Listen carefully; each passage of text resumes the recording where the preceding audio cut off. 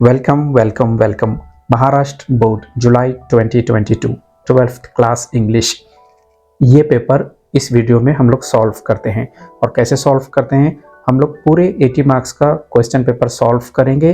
एक एक क्वेश्चन मैं आप लोगों को यहाँ पर एक्सप्लेन करूँगा, उसका आंसर बताऊँगा, इसका सॉल्यूशन क्या है, और आंसर बताने के साथ साथ मैं आप लोगों को आंसर एक्सप्लेन भी करूँगा कि अगर क्वेश्चन ए है तो उसका आंसर क्या है और उस आंसर के पीछे रीज़न क्या है। ओके, क्या मकसद है हमारा ये पेपर सॉल्व करने का जुलाई 2022 का?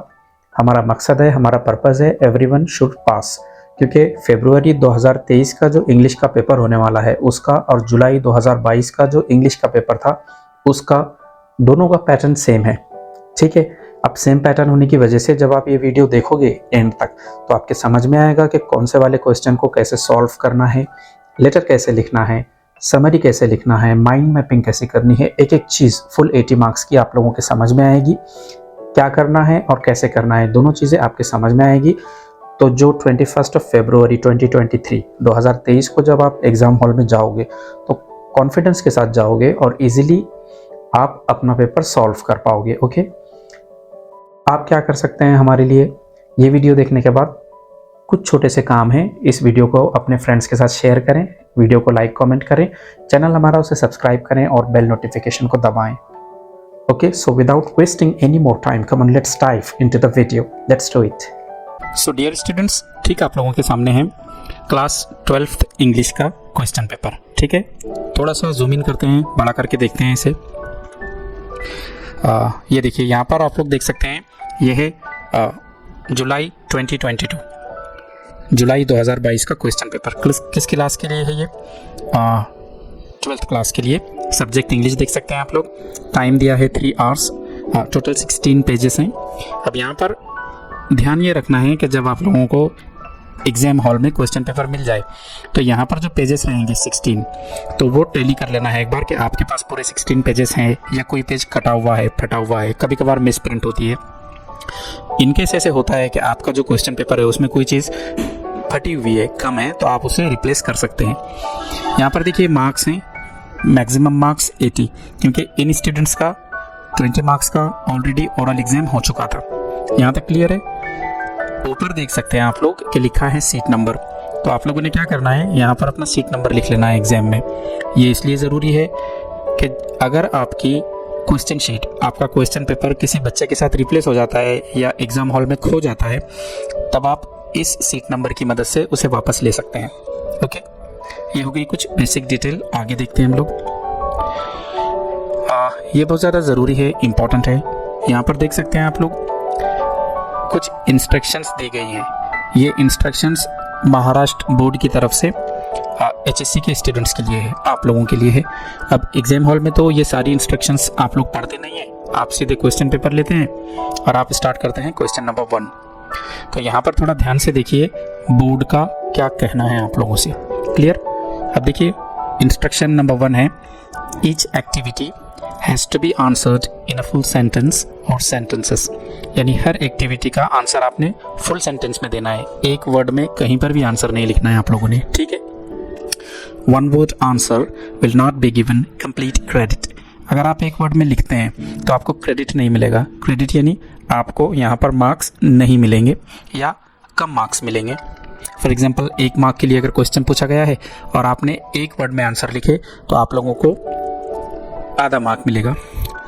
Just the correct activity number in case of options will not be given credit. और आपने सिर्फ नंबर लिख लिए, जैसे क्वेश्चन नंबर 1 का ए है, उसका 1 में 4 ऑप्शंस हैं ABCD, तो आपने लिखे आंसर D करेक्ट है, सिर्फ D लिख दिया आपने, तब आपको कुछ भी मार्क नहीं मिलेगा। ओके, फिर लिखना कैसे है, आप लोगों को क्वेश्चन का पूरा सेक्शन लिखना है। फॉर एग्जाम्पल, क्वेश्चन के अंदर लिखा है the capital of India is, और 4 ऑप्शंस हैं, तो आपको आपके आंसर में भी ऐसे ही लिखना है the capital of India is, और आगे आपको लिखना है ऑप्शंस में से एक चूज करके, जैसे कि Delhi. Clear? Number 2, web diagrams, flow charts, tables etc. Are to be presented as they are with answers. यानी कि आप लोगों ने क्या करना है, क्वेश्चन में अगर वेव डायग्राम दिया हुआ है तो आंसर में भी बनाना है, अगर चार्ट है तो आंसर में भी बनाना है, अगर टेबल है तो आंसर में भी बनाना है। यानी जिस तरह का क्वेश्चन है उससे मिलता जुलता, उससे रिलेटेड आप लोगों का आंसर होगा। 3. In point 2 above, just words without the presentation of the activity, format or design will not be given credit. क्या लिखा है यहाँ पर कि अगर आप लोग सिर्फ आंसर लिखते हैं तो आपको मार्क नहीं मिलेंगे। ये देखिए, will not be given credit.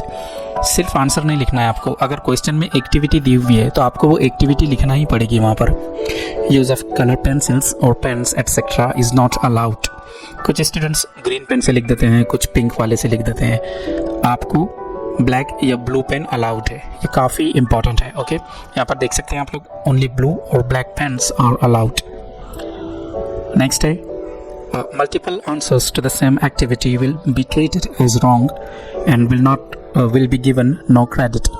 अगर एक ही क्वेश्चन के आपने 2 आंसर लिख दिए, जैसे क्वेश्चन नंबर 3 का 2 है एग्जाम्पल के लिए, वहाँ पर लिखा है कि 3 के 2 का फर्स्ट है, उसमें ABCD कोई एक चुनना है, और आपने उसमें से 2 लिख दिए या 3 लिख दिए कि चलो भाई ये नहीं तो ये सही होगा, तो वहाँ पर आपका लिखा हुआ आंसर कैंसिल हो जाएगा। अगर कोई एक ऑप्शन आपको चुनने के लिए कहा जाए तो आपने एक ही चुनना है। Number 5, maintain the sequence of the section और क्वेश्चन नंबर्स और activities through out the activity sheet. कोशिश करना है कि आप क्वेश्चन पेपर को सिस्टमेटिकली सॉल्व करें, क्वेश्चन नंबर 1, 2, 3, लेकिन ऐसे कोई ज़रूरी नहीं है। कोशिश करना, अगर आपको लगा आसान है आप कर सकते हैं तो कर लेना। आपको अगर ये लगता है कि क्वेश्चन 6 में पहले करूँगा, क्वेश्चन 4 बाद में करूँगा, सबसे लास्ट में क्वेश्चन 1 करूँगा, तो बिल्कुल आप ऐसे कर सकते हैं। ओके, एग्जाम्पल के लिए मैं बता रहा हूँ। आगे देखते हैं हम लोग। स्टार्ट हो रहा है हमारा सेक्शन फर्स्ट प्रोज से, ठीक है। अब यहाँ पर आप लोगों को क्या इंस्ट्रक्शन है? Reading for comprehension, language study, summary and mind mapping. Section first आप लोगों का स्टार्ट होता है क्वेश्चन नंबर 1A से। Read the extract. अब एक्सट्रैक्ट का मीनिंग क्या होगा? एक्सट्रैक्ट का मीनिंग होता है पार्ट या हिस्सा। अब यहाँ पर देखिए, ये वाला आपका पूरा लेसन नहीं है, लेसन का छोटा सा पार्ट है ये, तो जहाँ पर पार्ट की बात होती है तो हम लोग उसे एक्सट्रैक्ट कहते हैं, ठीक है। And complete the activities given below, यानी नीचे पैरा दिया है आपको, पैराग्राफ दिया है, उसे पढ़ना है और एक्टिविटीज करना है। क्लियर? यहाँ पर देखिए 2 तरह के मार्क्स हैं, 12 हैं और 16 है। कंफ्यूज नहीं होना है। क्वेश्चन नंबर 1 जो है वो 16 मार्क्स के लिए है, और यहाँ पर 1 का जो A है ये वाला 12 मार्क्स के लिए है। तो A अगर 12 के लिए है तो B कितने के लिए होगा? 4 मार्क्स के लिए। इस तरह आपके टोटल 16 मार्क्स होंगे। क्लियर? क्वेश्चन नंबर 1 जो है ये सीन पैसेज पर है, यानी ये जो पैसेज है ये आप लोगों का टेक्सचुअल पैसेज है। टेक्सचुअल यानी आपकी टेक्स्ट बुक में से है, आप लोगों ने इसे पढ़े हैं। क्लियर? एक और चीज़ यहाँ पर मैं बता देता हूँ आप लोगों को। आप अगर सीन पैसेज कर रहे हैं या पोइट्री कर रहे हैं या अनसीन पैसेज कर रहे हैं तो पहले आप लोगों ने पैसेज पढ़ना है और उसके बाद क्वेश्चंस अटेम्प्ट करने हैं, सॉल्व करने हैं। कुछ स्टूडेंट्स को मैंने देखा हूँ कि वो पहले क्वेश्चंस पढ़ते हैं, वो गलत तरीका है। अगर आप लोगों को 10 क्वेश्चंस दिए हैं तो 10 बार आपको पैसेज पर वापस आना पड़ेगा और आंसर्स ढूंढने पड़ेंगे। तो पहले क्या करते हैं हम लोग? पैसेज पढ़ते हैं। एक तो आपको आंसर पता चल जाएगा, और नहीं तो कम से कम आपको ये पता चल जाएगा कि इस पैसेज में किस सेक्शन में आंसर लिखा है। Clear? So come on, let's get started. The young liftman in a city office. एक नौजवान आदमी था किसी सिटी के ऑफिस में, who threw a passenger out of his lift. तो उसने लिफ्टमैन वो होता है जो लिफ्ट में खड़ा होता है, ठीक है। उसने किसी पैसेंजर को, लिफ्ट में खड़े रहने वाले को बाहर पुश कर दिया, बाहर फेंक दिया। The other morning, एक सुबह की बात है, and was fined for the offense. और इस बात के लिए उसे हर्जाना देना पड़ा, उसको फाइन हुआ। Was undoubtedly in the wrong. वो गलत था, ठीक है, वो गलत था, उसने गलत काम किया एक। It was a question of please. Please की बात थी सारी, प्लीज कहने की। The complainant entering the lift. जिसे फेंका गया था, शिकायती, ठीक है। कंप्लेनेंट यानी जिस व्यक्ति को, जिस इंसान को लिफ्ट से फेंका गया था, वो क्या कहने लगा? Set top. लिफ्ट में आने के बाद उसने लिफ्टमैन से कहा टॉप। उसने कुछ कहना चाहिए था, प्लीज़ टॉप पर चलिए, या ये प्लीज़ मेहरबानी करके चलिए, ऐसे उसने नहीं कहा। पेज नंबर 2 देखते हैं हम लोग। The liftman demanded top please. तो लिफ्ट वाले ने क्या कहा, लिफ्टमैन ने क्या कहा कि आप प्लीज़ कहिए साथ में। And this concession being refused. तब उस व्यक्ति ने प्लीज़ कहने से इनकार कहा, नहीं कहूँगा उसने बोला please. He not only declined to comply with the instruction, तो लिफ्टमैन ने कहा कि जाओ फिर मैं तुम्हारी बात नहीं सुनता हूँ, but hurled the passenger out of the lift, और उसने उस पैसेंजर को लिफ्ट से बाहर धक्का दे दिया। This of course was carrying a comment on manner too far. अब ये बात कैसी थी, मैनर को लेकर, अच्छे मैनर्स को लेकर लिफ्ट वाला बहुत दूर तक चला गया, ऐसे मान लो, है ना, शायद उसने फेंकना नहीं चाहिए था उसे। Discourtesy is not a legal offence. अगर आप थोड़ा सा किसी के साथ अच्छे से पेश नहीं आ रहे हैं तो ये कोई कानूनी तौर पर गुनाह नहीं है, ऑफेंस यानी गुनाह नहीं है, ये पाप नहीं है। And it does not excuse assault and battery, और इससे ये साबित नहीं होता कि अगर कोई आपके साथ अच्छे से बिहेव नहीं कर रहा तो आप उसे हमला कर देंगे, या बैटरी। बैटरी का मीनिंग होता है किसी पर अटैक कर देना। If a burglar breaks into my house, अगर कोई डाकू ब्रेक्स इनटू यानी आता है, ब्रेक इनटू यानी चोरी के इरादे से आना, my house and I knock him down, और मैं उसे पीट कर नीचे गिरा देता हूँ, द लॉ विल एक्विट मी, तब कानून मुझे क्या करेगा, एक्विट कर देगा। एक्विट कर देना यानी बेकसूर मानकर छोड़ देना कि जाओ भाई, तुम्हारे घर में चोर आया था ना, तुमने उसकी पिटाई की है, इतना तो उसके साथ होना चाहिए था। And if I am physically assaulted, और अगर मेरे ऊपर हमला होता है, it will permit me to retaliate, तो फिर मुझे इस बात की इजाज़त है कि मैं रिटेलिएट करूँगा यानी मैं झगड़े का जवाब दूंगा विथ रीजनेबल वायलेंस, और मैं भी सामने वाले के साथ कुछ मारपीट करूँगा। It does this because the burglar and my assailant have broken quite definite commands. ऐसा इसलिए है क्योंकि मेरे घर में मान लो कोई चोरी के लिए आया था या मेरे ऊपर किसी ने अटैक किया, तो उन्होंने क्या किए हैं, उन्होंने तोड़े हैं, ब्रोकन यानी तोड़े हैं, क्या तोड़े हैं, कमांड्स ऑफ द लॉ, कानून को उन्होंने तोड़े हैं। तब मुझे इतनी परमिशन तो है कि मैं उनके ऊपर हमला करूं या अपने आप को बचाऊं। But no legal system could attempt to legislate against bad manners.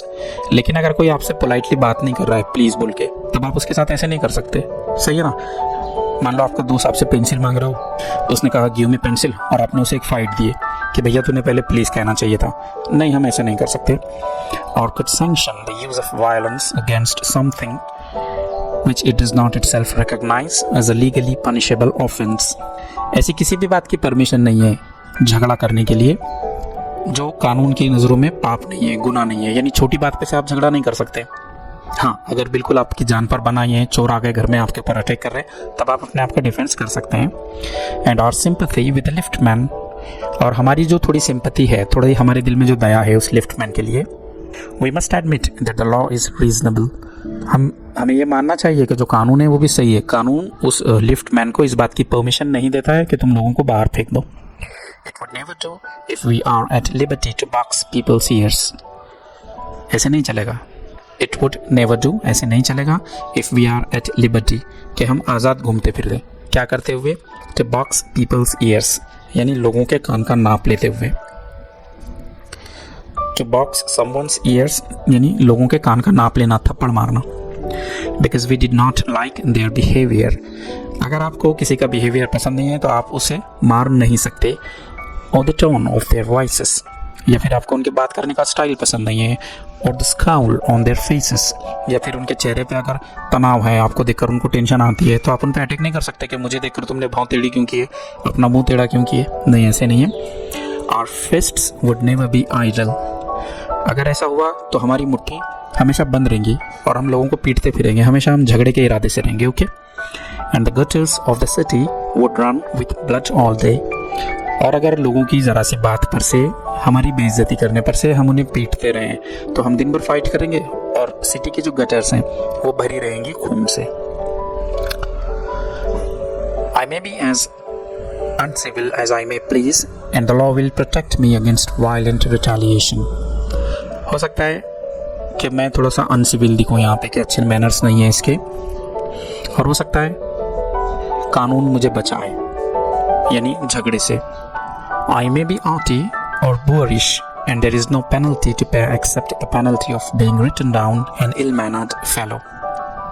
I may be arty or boorish, मैं घमंडी हो सकता हूँ और रफ हो सकता हूँ, and there is no penalty to pay except the penalty of being written down an ill-mannered fellow. तो अगर कोई थोड़े से जिसके मैनर्स कम हैं तो उसके लिए समाज में, सोसाइटी में कोई पनिशमेंट नहीं है, सज़ा नहीं है, बस लोग उसे इतना कहेंगे कि अरे यार इसके मैनर्स अच्छे नहीं हैं। The law does not compel me to say please. कानून मुझे मजबूर नहीं कर सकता कि आप प्लीज़ कहो, बस वो एक बात है सोसाइटी के अंदर के कहना चाहिए।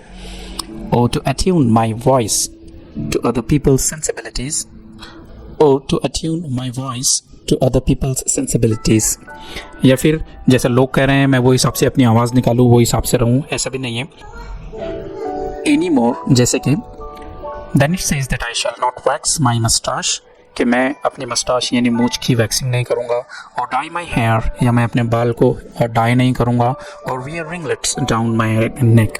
रिंगलेट्स कहते हैं बाल के गुच्छे को, जो करली बाल रहते हैं ना हीरोइन वगैरह के, जो करली टाइप होते हैं, तो वैसे बाल मैं अपनी गर्दन तक बढ़ाऊँगा। सिंपल वर्ड्स में आप कह सकते हैं कि जिस तरह से कानून हमें ये नहीं कह सकता कि तुम रिंगलेट्स रखो यानी करली बाल रखो, या हेयर को डाई करो, या मस्टाश को वैक्स करो, तो वैसे ही कानून हमें ये नहीं कह सकता कि भाई तुम क्रिमिनल है, तुमने प्लीज़ नहीं कहा, ठीक है। बस ये समाज में एक एक्सेप्टेड बात है कि प्लीज़ कहना चाहिए। It does not recognise the laceration of our feelings, जो हमारी फीलिंग्स के ऊपर किसी ने कहा है, जो क्रिटिसिज्म हुआ है, as a case for compensation, तो उसका ऐसा नहीं है कि उसका भरपाई है, ओके, उसका तावान है, उसके बदले में है। There is no allowance for moral and intellectual damages in these matters. इस तरह के मामलात में अगर आप लोगों का ज़हनी तौर पे कोई नुकसान हुआ है, या फिर मॉरली यानी अखलाकी तौर पर आपका कोई नुकसान हुआ है, तो उसकी कोई कंपेंसेशन नहीं है। लॉ क्या मानता है, कानून क्या मानता है, अगर आपका हाथ टूट गया है, किसी ने तोड़ा है, तो उसको पनिशमेंट होगा, लेकिन आपका दिल दुखा है तो उसकी कोई पनिशमेंट यहाँ पर नहीं है। यहाँ पर हमारा पैसेज हुआ है, कुछ मोटी मोटी बातें हम लोगों ने समझे हैं। हम लोग क्वेश्चन नंबर 1 की तरफ आते हैं। आप लोग देख सकते हैं 1 का ए है, rewrite the following sentences and state whether they are true or false। नीचे सेंटेंसेस दिए हुए हैं, आपको लिखना है ट्रू है या फॉल्स है, ठीक है। अब यहाँ पर सिर्फ ट्रू या फॉल्स नहीं है, आप लोग देख सकते हैं रीराइट, यानी आंसर में पहले तो आपने पूरे सेंटेंस को लिखना है और उसके आगे लिखना है कि ये ट्रू है या ये फॉल्स है। पहला है politeness was the chief character of the liftman. उस लिफ्टमैन का सबसे बड़ा जो कैरेक्टर था वो पोलाइटनेस था। क्या लगता है आपको किस तरह से हम लोगों ने आंसर को लिखा है? हमने पहले सेंटेंस लिखा है, ठीक है। Politeness was the chief character of the liftman, यहाँ नंबर लिखा है हमने फर्स्ट, और ये स्टेटमेंट फॉल्स है कि नहीं भैया वो पोलाइट नहीं था बंदा, ठीक है। अगर वो पोलाइट होता तो उस पैसेंजर को लिफ्ट के बाहर ना फेंकता। आगे उसी क्वेश्चन का सेकंड है, the passenger was pushed out of the lift by the liftman. उस पैसेंजर को लिफ्ट के बाहर फेंका गया था लिफ्टमैन के जरिए, लिफ्टमैन द्वारा। ये तो सही है, ऐसे लिखना है आप लोगों ने। सेकंड पूरा सेंटेंस लिखना है आपने, the passenger was pushed out of the lift by the liftman, और आगे लिखना है ट्रू। आगे थर्ड है, moral and intellectual damages are not allowed in such cases. ऐसे केसेस में अगर किसी का मॉरल डैमेज हुआ, दिल में बुरा लगा है आपको, इंटेलेक्चुअल, या आपको थोड़ी टेंशन आई है, तो इसकी कोई जगह नहीं है, ओके। ये ट्रू स्टेटमेंट है, हमने पूरा सेंटेंस लिखा है और आगे लिखा है ट्रू। लास्ट वाला है, the passengers demand was denied bye the liftman. जो पैसेंजर ने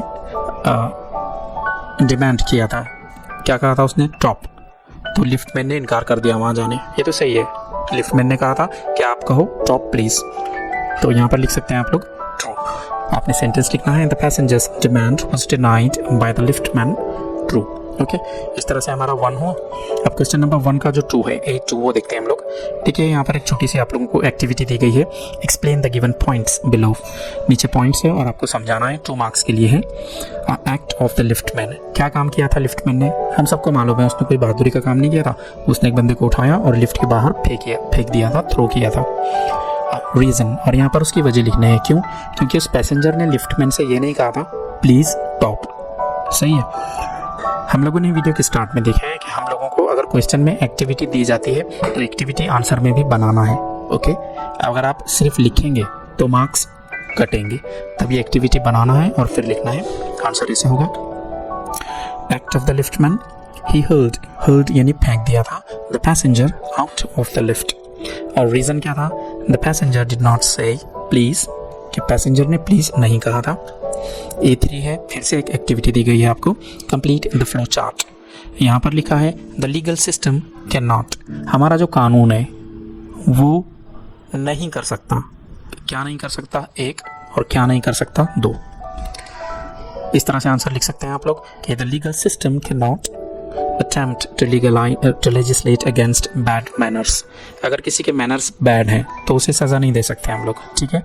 मतलब लेजिस्लेट करना यानी उसको लीगल बनाना। और हमारा सिस्टम क्या नहीं कर सकता, sanction the use of violence, लोगों को वायलेंस करने की परमिशन हमारा सिस्टम नहीं दे सकता। ओके, A4 पर आते हैं हम लोग। एन इल मैनर्ड फेलो, अगर किसी के मैनर्स अच्छे नहीं हैं तो ऐसा बंदा, फेलो यानी बंदा, ऐसा व्यक्ति, इंसान, is harmful to our society, वो हमारी सोसाइटी के लिए थोड़ा सा रिस्क है। Okay, explain the statement in your own words, आप अपने वर्ड्स में इस स्टेटमेंट को बताओ। 2 मार्क्स के लिए है। इस वाले क्वेश्चन को कहते हैं पर्सनल रिस्पॉन्स टाइप, यानी अगर क्लास में 50 स्टूडेंट्स हैं तो 50 डिफरेंट आंसर्स हो सकते हैं। अगर आप लोगों को सीखना है कि किस तरह से पर्सनल रिस्पॉन्स टाइप क्वेश्चन का आंसर लिखते हैं तो स्क्रीन पर आप लोग वीडियो देख सकते हैं मेरी। इस वीडियो को देखने के बाद आप ऑलमोस्ट हर तरह के पर्सनल रिस्पॉन्स टाइप क्वेश्चन का आंसर लिख पाएंगे। ये देखिए, इस तरह से आंसर लिखे हैं हम लोगों ने ऑलमोस्ट 5 लाइन्स में। This statement is correct in my eyes, कि मेरी नज़रों में, मेरे हिसाब से ये बात सही है। An ill mannered fellow will act irresponsibly, अगर किसी के मैनर्स अच्छे नहीं हैं तो ऐसा बंदा हमेशा कैसे बिहेव करता है, गैर जिम्मेदाराना तरीके से वो बिहेव करता है। And children would copy him, और उसके आसपास अगर बच्चे हैं, उसके पड़ोस के या फिर उसके रिलेटिव्स के, तो वो भी उससे गंदी चीज़ें सीखेंगे, ठीक है।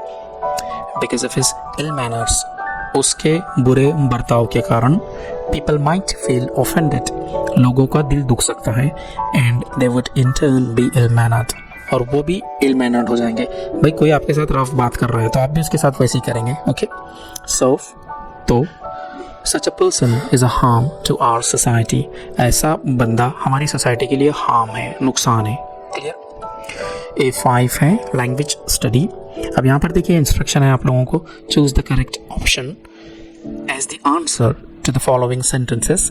यहाँ पर एक सेंटेंस दिया है आपको और उसके 4 ऑप्शंस हैं। डिस्कोर्टेसी यानी किसी की बेइज्जती करना is not a legal offence, एक कानूनी गुनाह नहीं है। Okay, the correct affirmative form of the sentence is, तो सही अफर्मेटिव क्या बनेगा। यहाँ पर ABCD 4 ऑप्शंस हैं। अब देखिए हमको अफर्मेटिव बनाना है तो ये courtesy is illegal, ये तो नहीं आएगा। courtesy is always illegal, illegal ये भी नहीं आएगा। discourtesy is never, ये भी नहीं आएगा। और discourtesy is an illegal offense, ये वाला होना चाहिए। ये देखिए आंसर में लिखा है discourtesy is an illegal offense, ये यहाँ पर क्या हो गया, अफर्मेटिव हो गया। उसी का सेकंड है, there is no allowance for manners and intellectual damages in these matters। अब यहाँ पर the correct use of as well as in the given sentence is, यानी ये वाला जो सेंटेंस है सेकंड नंबर पर, आपने इसमें as well as यूज़ करना है। फिर से आप लोगों को ऑप्शन है कि as well as यूज़ करने के बाद आपका आंसर क्या बनेगा। there is none of allowance for manners as well as, ये तो नहीं आना चाहिए। there is always a allowance, अब देखिए ए के साथ allowance नहीं जाएगा, मतलब यहाँ पर कुछ तो गलती हुई है। बी भी नहीं आएगा। सी है there is no allowance for manners as well as intellectual damages in these matters, शायद सी सही है यहाँ पर। अगर आपको पता लगे कि बी सही है या सी सही है तब भी पूरे ऑप्शंस पढ़ना है। कभी कभार क्या होता है MCQs में कि अगर हम ऑप्शन ए पढ़े तो हमको वो सही लगता है और हम वही लिख देते हैं, लेकिन बाद की ऑप्शन उससे ज़्यादा सही लगती है। क्लियर। जब तक आप लोग चारों ऑप्शंस पढ़ नहीं लेते तब तक आंसर चूज नहीं करना है। दी है there is a definite allowance for manners as well as intellectual damages in these matters, C आना चाहिए। ये देखिए यहाँ पर there is no allowance for manners as well as intellectual damages in these matters. यहाँ पर देखिए write the meanings of the given words. Legislate, legal पे से याद रखना है आप लोगों ने। लेजिस्लेट यानी किसी चीज़ को लीगल बनाना, ओके। और दूसरा है आउटी यानी घमंडी। ये वाला अगर एन होता तो ये नाउटी होता और इसका मतलब होता शरारती, लेकिन ये आउटी है, ओके। तो ये देखिए लेजिस्लेट का होगा make new law, sorry make law या पास लॉ, और जो आउटी है उसका होगा कंसिडरिंग वन सेल्फ इम्पॉर्टेंट, यानी जो अपने आप को काफ़ी इंपॉर्टेंट समझता है, घमंडी, ओके। यहाँ पर बी सेक्शन स्टार्ट हुआ है नॉन टेक्सचुअल ग्रामर। देखिए टेक्सचुअल यानी टेक्स्ट बुक का, यानी ये चीज़ें आपकी टेक्स्ट बुक में लिखी हुई थी, और नॉन टेक्सचुअल यानी ये टेक्स्ट बुक का नहीं है, ये कहीं बाहर से आया है। क्लियर? तो नॉन टेक्सचुअल ग्रामर में है डू एज डायरेक्टेड। डायरेक्ट करना यानी कहना, डू एज डायरेक्टेड, वैसे ही करो जैसा कहा गया है या जैसे लिखा गया है। अब यहाँ पर वन है, George Washington was elected president in 1788। ये एक पैसिव कंस्ट्रक्शन है। यहाँ पर आपको क्या करना है, choose the correct, change the voice, answer from the following options. आप लोगों को 4 ऑप्शंस दिए हैं और इस पैसिव का सही एक्टिव क्या होगा वो बताना है। The elected president in 1788 was George Washington. ये तो नहीं आएगा। The elected George Washington as president. The elected George Washington as president in 1788. The president George Washington was elected as president in 1788. In 1788, President George Washington was elected. B है, B आना चाहिए। They elected George Washington as president in 1788. कैसे लिखेंगे आप लोग? ऐसे। Clear? Number 2 है, It is not necessary for you to wait any longer, which also means, अब देखिए यहाँ पर इस सेंटेंस का मतलब क्या होगा, It is not necessary for you, आपके लिए ज़रूरी नहीं है, to wait any longer, कि आप और वेट करें, आपके लिए ज़रूरी नहीं है। Okay, You dash not wait any longer, क्या आएगा इन चारों में से आपके हिसाब से? इंस्ट्रक्शन आपको क्या है, rewrite the above sentence using correct model auxiliaries from the given options. यानी यहाँ पर क्या आएगा वो लिखना है आप लोगों ने। यहाँ पर नीड आएगा सीधे सीधे। ओके, देखिए you must not wait any longer, ये तो जम नहीं रहा है। यहाँ पर नॉट नेसेसरी यानी ज़रूरत नहीं है, तो उसके लिए नीड जाएगा, आपका आंसर बनेगा you need not wait any longer. Okay, 3 है, I spent my high school years in Mumbai. Choose the correct change into past perfect continuous change from the given options. ये वाला जो सेंटेंस है सिंपल पास्ट है, आपने क्या करना है, पास्ट परफेक्ट कंटिन्यूअस करना है। अब परफेक्ट यानी इसमें हैड आना चाहिए, और कंटिन्यूअस कब होता है, जब उसमें ing आता है। पहला वाला मुझे सही लगता है, I had been spending my high school years in Mumbai। ये वाला मेरे हिसाब से ओके है। देखते हैं हम लोग। Look, I had been spending my high school years in Mumbai। और नंबर 4 है, spot the error। spot करो यानी बताओ, पता लगाओ error, गलती का in the given sentence and rewrite, और फिर से लिखो Susan gave me a real nice bouquet of flowers। अब देखिए इसको बुकेट नहीं पढ़ेंगे आप, बात का जो ये है वो साइलेंट है, बुके यानी गुच्छा फूलों का। Susan gave me a real nice bouquet of flowers। Real nice नहीं होना चाहिए, रियली नाइस होना चाहिए, है ना। आंसर ऐसे लिख सकते हैं आप लोग, Susan gave me a really nice bouquet of flowers। यहाँ पर क्वेश्चन नंबर 1 हमारा कंप्लीट होता है। ओके, तो डियर स्टूडेंट्स, ये है ठीक आप लोगों के सामने question number 2A। Read the extract and complete the activities given below. नीचे एक एक्सट्रैक्ट दिया है, आप लोगों ने उसे पढ़ना है और एक्टिविटीज करना है। क्वेश्चन नंबर 2 18 मार्क्स के लिए है, उसका जो सेक्शन ए है ये 12 मार्क्स के लिए है और 6 मार्क्स के लिए इसका बी आएगा। यहाँ पर ये वाला जो पोर्शन है ये अनसीन पैसेज है, आप इसे नॉन टेक्सचुअल पैसेज भी कह सकते हैं। हम लोग स्टार्ट करते हैं। Once you learn to contact and release the hidden power of your subconscious mind.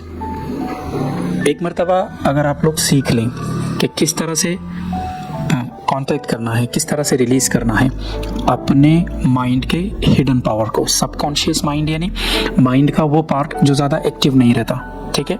Subconscious mind यानी हमारे माइंड का वो पार्ट जो बहुत ज़्यादा एक्टिव नहीं रहता। अगर आपने सीख लिया कि किस तरह से उस पार्ट से कॉन्टैक्ट करना है, किस तरह से उसे रिलीज करना है, तो क्या होगा, you can bring into your life more power, more wealth, more health, more happiness and more joy। तो ज़्यादा पावर, ज़्यादा पैसे, ज़्यादा हेल्थ, ज़्यादा खुशी आपकी ज़िंदगी में आप ला सकते हैं। You do not need to acquire this power। ये पावर को हासिल करने की ज़रूरत नहीं है, कहीं बाहर से लेना है, ऐसे नहीं है। You already possess it। पहले ही आपके पास में ये पावर होती है। But you will have to learn how to use it। लेकिन आपको सीखना होगा कि इसे यूज़ कैसे करना है। You must understand it so that you can apply it in all departments of your life. आप लोगों को समझना चाहिए ताकि आप इसे यूज़ कर सकें अपनी लाइफ के हर पार्ट में, हर फैकल्टी में, हर डिपार्टमेंट में. Okay? If you follow the simple techniques and processes explained in this book, इस बुक में जो सिंपल टेक्निक्स बताई हुई हैं, जो प्रोसेस बताए हुए हैं, you can gain the necessary knowledge and understanding. तब आपको ज़रूरी नॉलेज मिल जाएगी और आप समझ जाएंगे. यहाँ तक पढ़ने में हमारे ये समझ में आया है कि किसी बुक के बारे में बात चल रही है कि अगर आप उस बुक को पढ़ते हैं, उसे समझते हैं, तो आप अपने माइंड के सबकॉन्शियस पावर को कंट्रोल कर सकते हैं.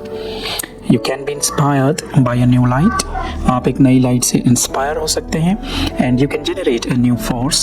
और आप एक नई फोर्स को अपने अंदर पैदा कर सकते हैं, क्रिएट कर सकते हैं. That enables you to realize. और उस नई फोर्स से आप महसूस कर सकेंगे, आप फील कर सकेंगे your hopes and make all your dreams come true. और आपके जो भी सपने हैं वो पूरे होंगे, साकार होंगे. Decide how to make your life grandeur. तो फिर डिसाइड कर लो कि किस तरह से लाइफ को ग्रेट बनाना है, बड़ा बनाना है, ग्रैंडर बनाना है, greater, richer and noble than ever before. जो लाइफ आपकी अब तक नहीं थी, किस तरह से उतनी बड़ी करना है, उतनी रिच करना है उसको. Okay? Within your subconscious depths lie infinite wisdom. तो आपके माइंड का ये जो पार्ट है सबकॉन्शियस, इसमें क्या है? इसमें लिमिटलेस विजडम है.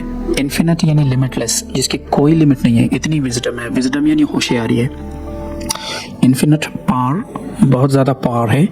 And infinite power supply of all that is necessary. जो कुछ भी ज़रूरी है वो सब कुछ यहाँ है आपके अपने स्कल में, खोपड़ी में, वहाँ पर जो माइंड का पार्ट है, सबकॉन्शियस माइंड, वहाँ पर. It is waiting there for you to give it development and expression. और ये चीज़ आपको वेट कर रही है कि आप इसे डेवलप कर सकेंगे, आप लोगों को ये चीज़ बता सकेंगे. If you begin now to recognise these potentials of your deeper mind. अगर आप शुरुआत करते हैं समझने की कि आपके माइंड के अंदर ये पोटेंशियल्स हैं. पोटेंशियल्स यानी ये चीज़ें आप कर सकते हैं. They will take form in the world without. अगर आप अपने अंदर की चीज़ों को, माइंड के अंदर की चीज़ों को समझेंगे तो बाहर की दुनिया में ये चीज़ें आपके काम आएंगी, आपके काफ़ी ये चीज़ें क्या करेगी, हेल्प करेगी. Okay? Provided you are open minded and receptive. But क्या होना चाहिए? आप ओपन माइंडेड होना चाहिए और आपने चीज़ों को सीखने के लिए इच्छुक रहना, सीखने के ख्वाहिशमंद रहना चाहिए. The infinite intelligence within your subconscious mind can reveal to know. तो जो बहुत सारी इंटेलिजेंस है आपके सबकॉन्शियस माइंड में, अभी वैसे ही पड़ी है, वो धूल खा रही है. ओके? बट ये क्या कर सकती है? Everything you need to know. हर वो चीज़ जो आपको जानना चाहिए, ये शक्ति सबकॉन्शियस माइंड की वो आपको बता सकती है.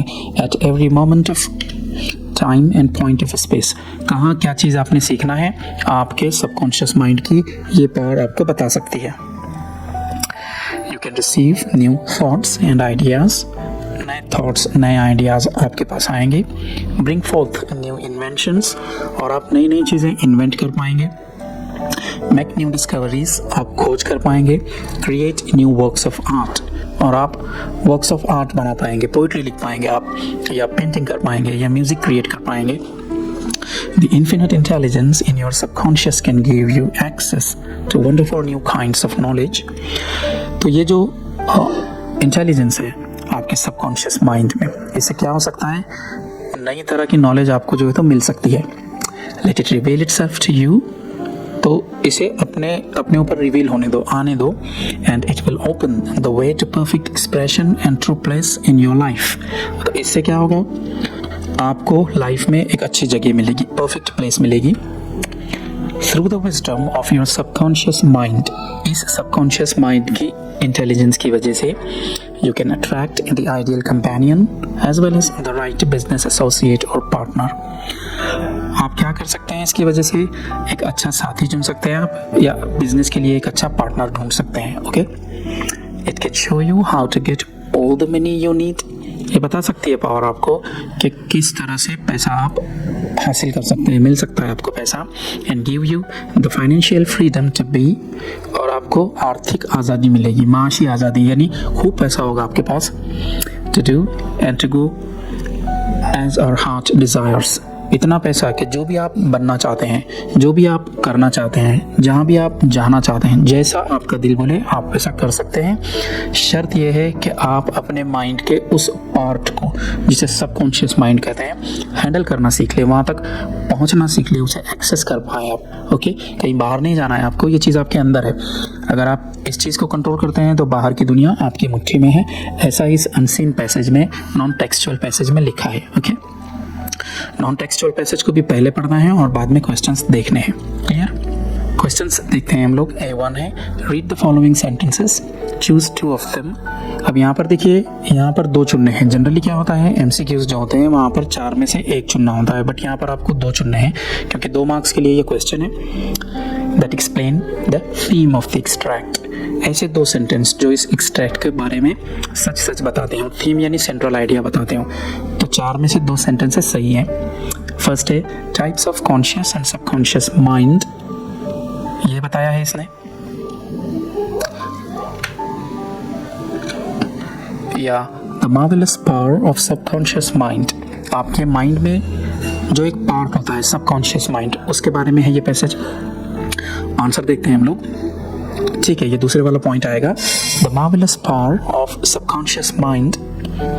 और क्या आ सकता है, ये थर्ड वाला देखो, thinking is very important to get our desired goals. सोचना बहुत ज़्यादा इंपॉर्टेंट है हमारे गोल हासिल करने के लिए। और फोर्थ वाला है, recognising the potentialities of the deeper mind can show how to get as your heart desires. पहचानना उन सारे पोटेंशियल्स को जो आपके डीप माइंड में है, और उससे क्या हो सकता है, आप जो चाहते हैं वो हासिल कर सकते हैं। थर्ड वाला जो है वो दिख रहा है, देखिए, thinking is very important to get our desired goals. तो ये वाले जो 4 सेंटेंसेस हैं, इनमें से सेकंड और थर्ड ये वाले करेक्ट वंस हैं, सही वाले हैं। ओके, देखिए सिर्फ नंबर्स नहीं लिखना है, एज इट इज़ हम लोगों ने सेंटेंसेस को लिखा है। ओके, A2 है, एक एक्टिविटी दी गई है आपको, complete the given web diagram to show the uses of artificial intelligence from the given extract. यहाँ पर लिखा है यूजेस ऑफ इन्फिनिट इंटेलिजेंस। अगर आपको इन्फिनिट इंटेलिजेंस मिल गई तो क्या 4 यूजेस आप कर सकते हैं। पैसेज पढ़ना है और पैसेज में से लिखना है। ओके, ये देखिए आंसर में ठीक वैसी एक्टिविटी बनाई हम लोगों ने, uses of infinite intelligence. Receive new thoughts and ideas. आप नए थॉट्स को, नए आइडियाज़ को रिसीव कर सकते हैं। Bring fourth new inventions. आप नई इन्वेंशंस कर सकते हैं। Make new discoveries. आप नई खोज कर सकते हैं। Create new works of art. और आप पोइट्री लिख सकते हैं, ड्रामा लिख सकते हैं, आप म्यूज़िक बना सकते हैं। ओके, A3 है, फिर से आप लोगों को एक एक्टिविटी दी हुई है, complete the given flow chart to express the power of subconscious mind। आपको इसे कंप्लीट करना है, 4 पॉइंट्स यहाँ पर लिखने हैं from the given extract। अब देखिए, पावर ऑफ सबकॉन्शियस माइंड, क्या पावर है। नंबर 1, गिव्स न्यू नॉलेज, आपको नई मालूमात देता है। Helps to understand our potentials, हमारे जो पोटेंशियल्स हैं, जो हमारे अंदर एबिलिटीज़ हैं, उनको समझने में हमारी मदद करता है।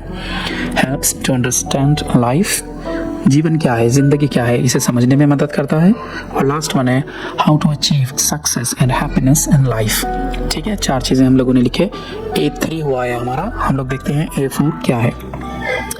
A4 है, मेंशन एनी 4 स्टेप्स और मेथड्स। कोई 4 मेथड्स बताना है आपने, या स्टेप्स बताने हैं in order to develop our personality, अपनी पर्सनैलिटी को डेवलप करने के लिए।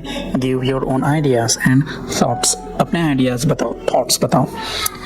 ऐसा टॉपिक है, आप कितना भी लिख सकते हैं उसके ऊपर। ठीक है, ये पर्सनल रिस्पॉन्स टाइप क्वेश्चन है। मेरी सोच अलग हो सकती है, आपकी अलग हो सकती है, कुछ भी लिख सकते हैं हम कि किसी बंदे को अगर अपनी पर्सनैलिटी डेवलप करना है तो उसने क्या करना चाहिए।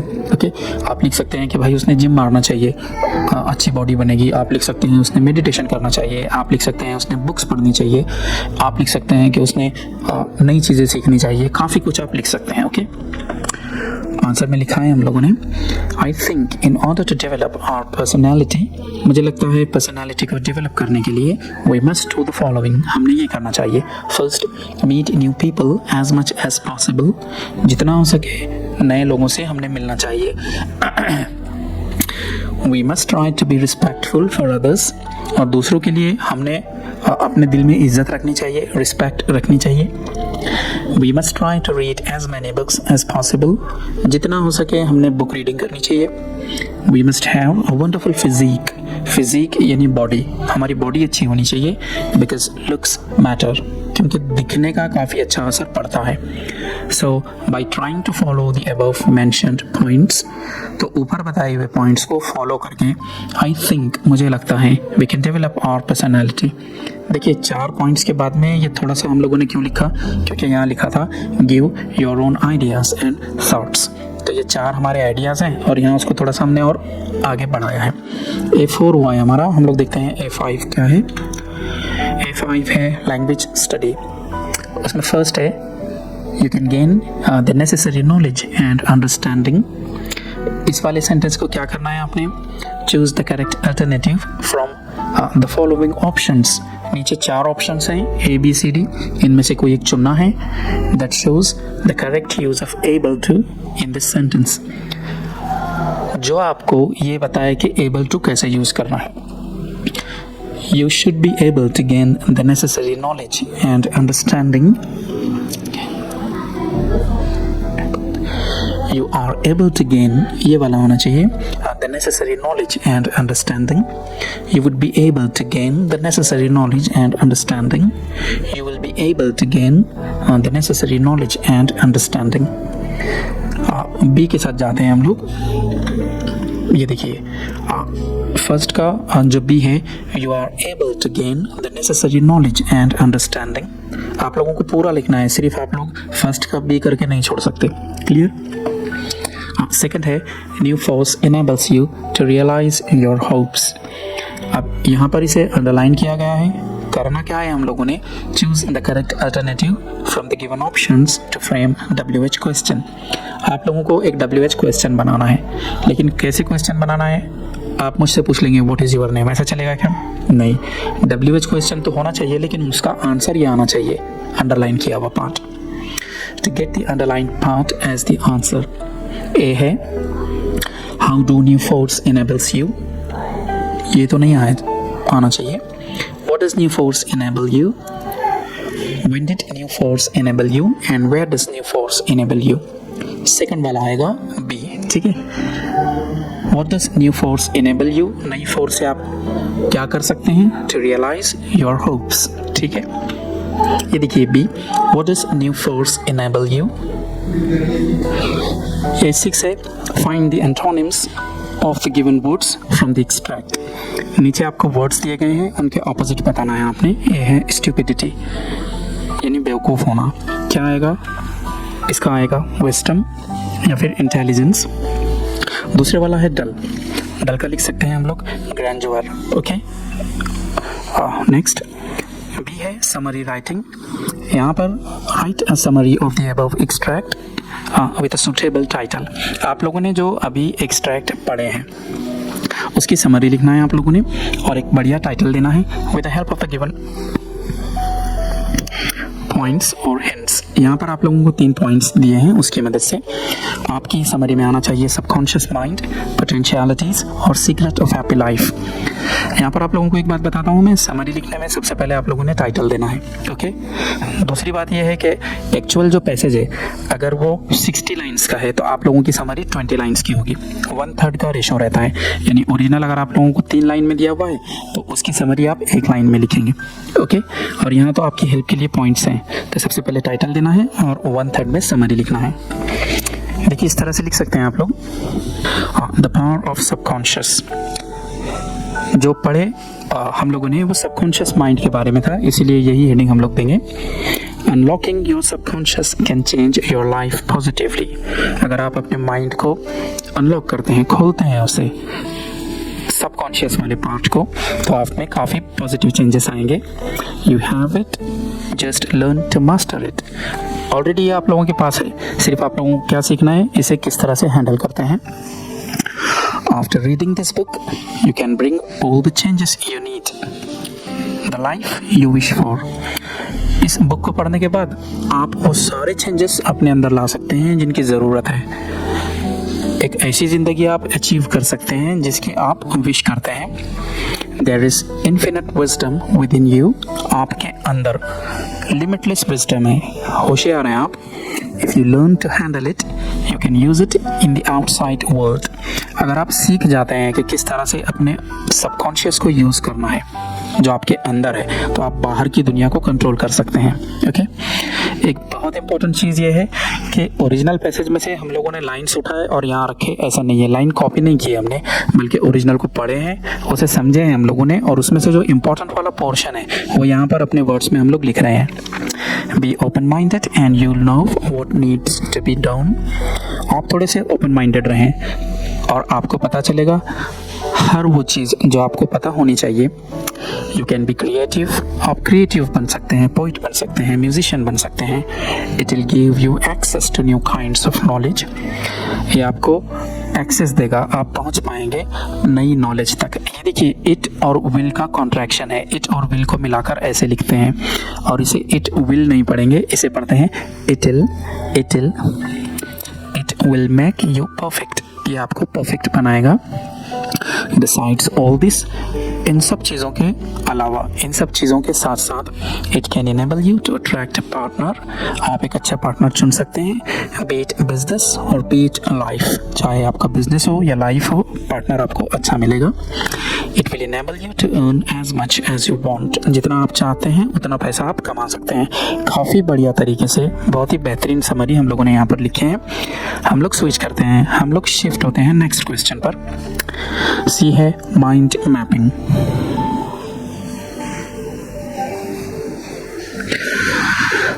तीन मार्क्स के लिए ये क्वेश्चन होगा। Develop a mind map on the topic students roles and responsibilities. आप लोगों को माइंड मैपिंग बनाना है, तो उसका टॉपिक क्या होना चाहिए? स्टूडेंट्स का रोल और उनकी responsibilities. Expressing and presenting your own ideas, flow, design and structure. और आपका जो माइंड मैपिंग का डायग्राम होगा उसमें क्या होना चाहिए? आइडियाज़ होने चाहिए, फ्लो होना चाहिए, डिज़ाइन होना चाहिए, स्ट्रक्चर होना चाहिए। अब देखिए, यहाँ पर तो मैं आप लोगों को आंसर बता देता हूँ, रेडीमेड आंसर बना बनाया, ओके। बट एग्जाम्स में अगर आप लोगों को फेब 2023 के जो एग्ज़ाम्स हैं वहाँ पर आप लोगों को अगर अच्छे से लिखना है, आपको परमानेंटली सीखना है, तो मेरे चैनल पर वीडियो है माइंड मैपिंग। मेरे ख्याल से 2-3 वीडियोस होगी, आप उन्हें देखें, बहुत अच्छे स्टाइल में सिखाया हुआ है, ओके। अगर आपको वीडियोस पसंद आते हैं तो प्लीज़ उन्हें शेयर करें, लाइक कमेंट करें, चैनल हमारा उसे सब्सक्राइब करें और बेल नोटिफिकेशन को दबाएं, ओके। हम लोग देखते हैं माइंड मैपिंग का आंसर क्या होगा। ये देखिए, सिंपल सा आंसर है। सबसे सेंटर में हम लोगों ने लिखा स्टूडेंट्स रोल एंड रिस्पॉन्सिबिलिटीज़, क्योंकि इसी टॉपिक पर हमको माइंड मैपिंग बनाना था, है ना। ये देखिए, स्टूडेंट्स रोल्स एंड रिस्पॉन्सिबिलिटीज़, तो इसे हमने बीच में लिखा। अब यहाँ से हम लोगों ने ऊपर लिखा रोल और नीचे लिखा रिस्पॉन्सिबिलिटीज़। एक स्टूडेंट का क्या क्या रोल होता है? वो केवल स्टूडेंट है क्या? नहीं, वो एक मॉडल भी है दूसरे बच्चों के लिए, दूसरे स्टूडेंट्स के लिए, ठीक है, कि भाई ये स्टूडेंट है तो इसने इस तरह से रहना चाहिए। एक स्टूडेंट का रोल एक कंपेनियन के रूप में भी होता है, वो एक अच्छा साथी होता है। एक स्टूडेंट का रोल एक टीचर का भी होता है दूसरों के लिए। अगर एक स्टूडेंट अच्छा है, उसके बाजू के स्टूडेंट को कोई बात समझ में नहीं आ रही है, कोई टॉपिक सही तरीके से वो पढ़ नहीं पा रहा है, तो एक अच्छा स्टूडेंट थोड़ी देर के लिए टीचर बन जाता है और वो समझाता है अपने दोस्त को। एक रोल होता है उसका गाइड का, एक रोल होता है प्लेयर का।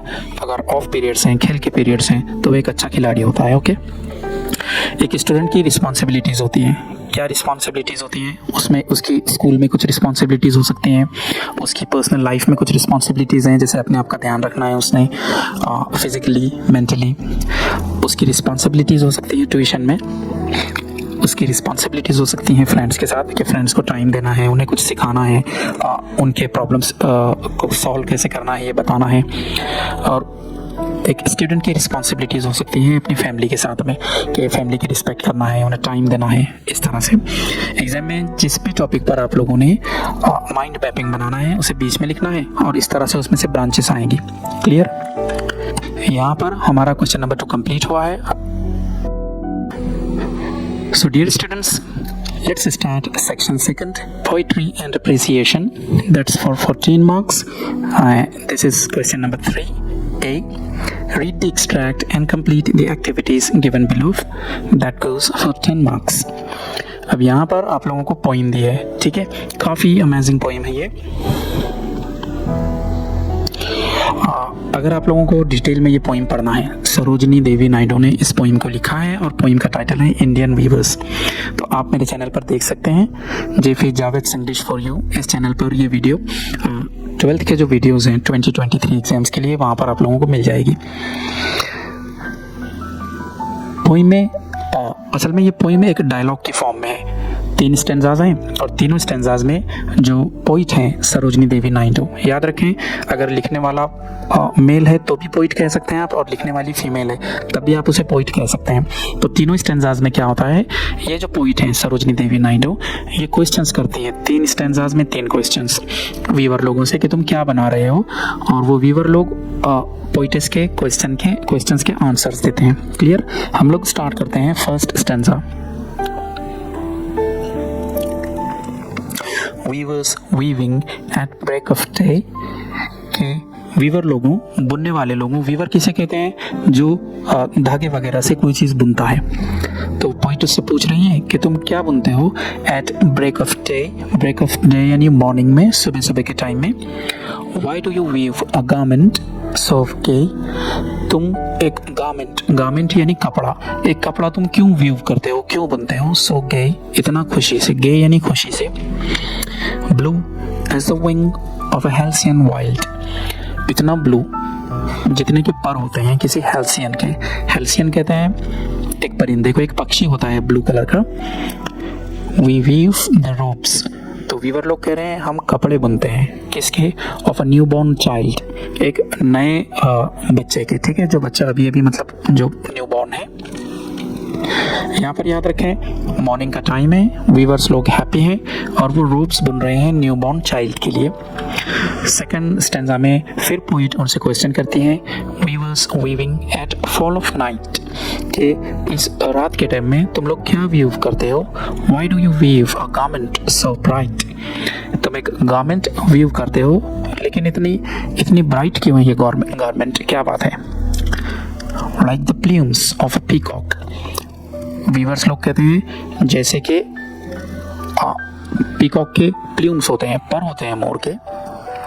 Purple and green, we weave the marriage veils of a queen, हम एक क्वीन का जो शादी का ड्रेस है वो बना रहे हैं, वो तैयार कर रहे हैं। लास्ट के स्टेंजा में फिर पोइट पूछती हैं, weavers weaving solemn and still. Solemn यानी साइलेंट हो, तुम बिल्कुल सीरियस हो एकदम, और स्टिल यानी खामोश हो। What do you weave in the moonlight chill, इस चांद की रोशनी में, ठंडी में, या फिर इतने तुम लोग साइलेंट हो तो क्या तुम लोग वीव कर रहे हो। और यहाँ पर वीवर लोग कहते हैं white as a feather and white as a cloud, इतना वाइट है जितना कि एक फीदर होता है या फिर जितना कि क्लाउड होता है। फीदर यानी पर और क्लाउड यानी बादल। We weave a dead man's funeral shroud, किसी की डेथ हो गई है और उस पर डालने के लिए कपड़ा चाहिए, कफन कहते हैं ना हम लोग। फ्यूनरल यानी जब किसी डेड बॉडी को, जो लास्ट का जो प्रोसीजर रहता है, उसे मिट्टी में गाड़ते हैं या फिर उसे जलाते हैं, जो कुछ भी करते हैं उसे फ्यूनरल कहेंगे और श्राउड कहेंगे कपड़े को। तो वीवर्स लोग रिप्लाई करते हैं कि हम उसके लिए क्या कर रहे हैं, बुन रहे हैं। क्लियर। अब यहाँ पर A1 में एक्टिविटी दी है आपको, आप लोगों को क्या करना है, complete in the table given below with the help of the above extract. अब यहाँ पर वर्ड्स या फ्रेजेस आप लोगों ने लिखने हैं। अगर यहाँ पर लिखना है तो टाइम ऑफ द डे है, और यहाँ पर लिखना है तो वीवर्स एक्टिविटी है। यहाँ क्या आएगा, थोड़ा सा सोचो आप लोग। टाइम ऑफ द डे कौन सा है, अर्ली मॉर्निंग है। वीवर्स एक्टिविटी, अर्ली मॉर्निंग में क्या कर रहे थे वीवर्स लोग, weavers weave robes for the new born, नए पैदा हुए बच्चे के लिए वो कपड़े बुन रहे थे। तो क्या वर्ड या क्या फ्रेज हम लोगों ने पढ़ा था, ये पढ़ा था हमने, ब्रेक ऑफ डे। ठीक है। वर्ड या फ्रेजेस, मूनलाइट, वीवर्स लोगों की एक्टिविटी क्या थी, weavers weave for the funeral, और टाइम ऑफ द डे कौन सा था, कोल्ड नाइट। क्लियर। और लास्ट का है लेट इन द इवनिंग, शाम के टाइम में। Fall of night, time of the day में क्या आएगा, फॉल ऑफ नाइट। और वीवर लोगों की एक्टिविटी क्या थी, क्या कर रहे थे वो लोग, weavers weave the marriage veil, इस तरह से वो लोग अपना काम कर रहे थे। नेक्स्ट जो क्वेश्चन है A2 है, complete in the tree diagram expressing the 3 phases of life. तो ये डायग्राम आपने पूरी करना है और यहाँ पर लाइफ के 3 फेज आप लोगों ने बताने हैं। फेज यानी parts. and its details with reference to the poem. अब यहाँ पर देखिए 3 phases of life. हम लोग कह सकते हैं कि बचपन, जवानी और बुढ़ापा. बचपन को आप कह सकते हैं चाइल्डहुड, जवानी को एडल्टहुड और बुढ़ापा को ओल्ड एज. और कलर और उसके साथ क्या फीलिंग जुड़ी है. देखिए आंसर ऐसे होगा 3 phases of life. New born या चाइल्डहुड होता है पहले, उसके बाद में होता है यूथ यानी जवानी या एडल्टहुड भी कहते हैं उसे, ओल्ड एज या डेथ, बिल्कुल लास्ट की स्टेज. और न्यू बॉर्न चाइल्ड, यहाँ पर कलर कौन सा बताया गया था उसके लिए, ब्लू. और फीलिंग क्या आती है, होप्स एंड एक्सपेक्टेशंस. ठीक है, अब किसी ओल्ड एज वाले को तो कोई खास होप्स और एक्सपेक्टेशंस नहीं रहेगी. क्लियर. अगला वाला क्वेश्चन है A3. We come across many colours in life. जीवन में, जिंदगी में कई कलर हमारे सामने आते हैं. These colors have different types of effects and influence on our lives. तो ये कलर्स का हमारी ज़िंदगियों पर काफ़ी असर पड़ता है. Write in your own words how do colors affect us in different phases of our life. हमारी ज़िंदगी के अलग अलग पार्ट्स में ये कलर किस तरह से हमारे ऊपर अफेक्ट करते हैं, असर करते हैं. ठीक है, जो भी जनरल कलर के ताल्लुक से आपकी फीलिंग है आप वो लिख सकते हैं. मैंने ये आंसर लिखा हूँ. It is believed in that warm colors like red, orange, etc. evoke feelings of happiness. ऐसे माना जाता है कि जो वार्म कलर्स होते हैं, जैसे कि रेड वार्म कलर है, ऑरेंज एक वार्म कलर है, तो ये हमारे अंदर जगाते हैं, पैदा करते हैं. कैसी फीलिंग्स पैदा करते हैं, हैप्पीनेस. बराबर है. Cool colors such as green and blue are considered to be calming and soothing. कुछ कलर्स ऐसे हैं उन्हें देखकर थोड़ा सा लोगों को रिलैक्स लगता है, जैसे कि ग्रीन है और जैसे कि ब्लू है. ठीक है, आप घास में पड़े हैं, ग्रीन घास है, ऊपर आसमान को देख रहे हैं, ब्लू स्काई है, तो रिलैक्स लगेगा आप लोगों को. बराबर है. Such colours make us cool and calm. ये कलर्स हमें रिलैक्स करते हैं. Pink and red etcetera are considered happy colours. और आमतौर पे पिंक और रेड इन्हें हैप्पी कलर्स माना जाता है. थोड़ा आगे और लिखा है हम लोगों ने. For example in many cultures red होना चाहिए था actually, is for wedding dress. कई सारे ऐसे कंट्रीज़ हैं, ऐसी कल्चर्स है जहाँ पर शादी जब होती है, खुशी का टाइम होता है, तो वहाँ पर ड्रेस किस तरह का होता है, लड़की लोग तो रेड पहनते हैं. क्लियर. A4 है. Complete the table with reference to the first stanza in the above poem. इस पोएम का जो फर्स्ट स्टैंजा था उसके हिसाब से आप लोगों को ये एक्टिविटी पूरी करना है. राइमिंग वर्ड्स यहाँ पर लिख सकते हैं आप लोग, यहाँ पर लिख सकते हैं, और राइमिंग स्कीम यहाँ पर लिख सकते हैं.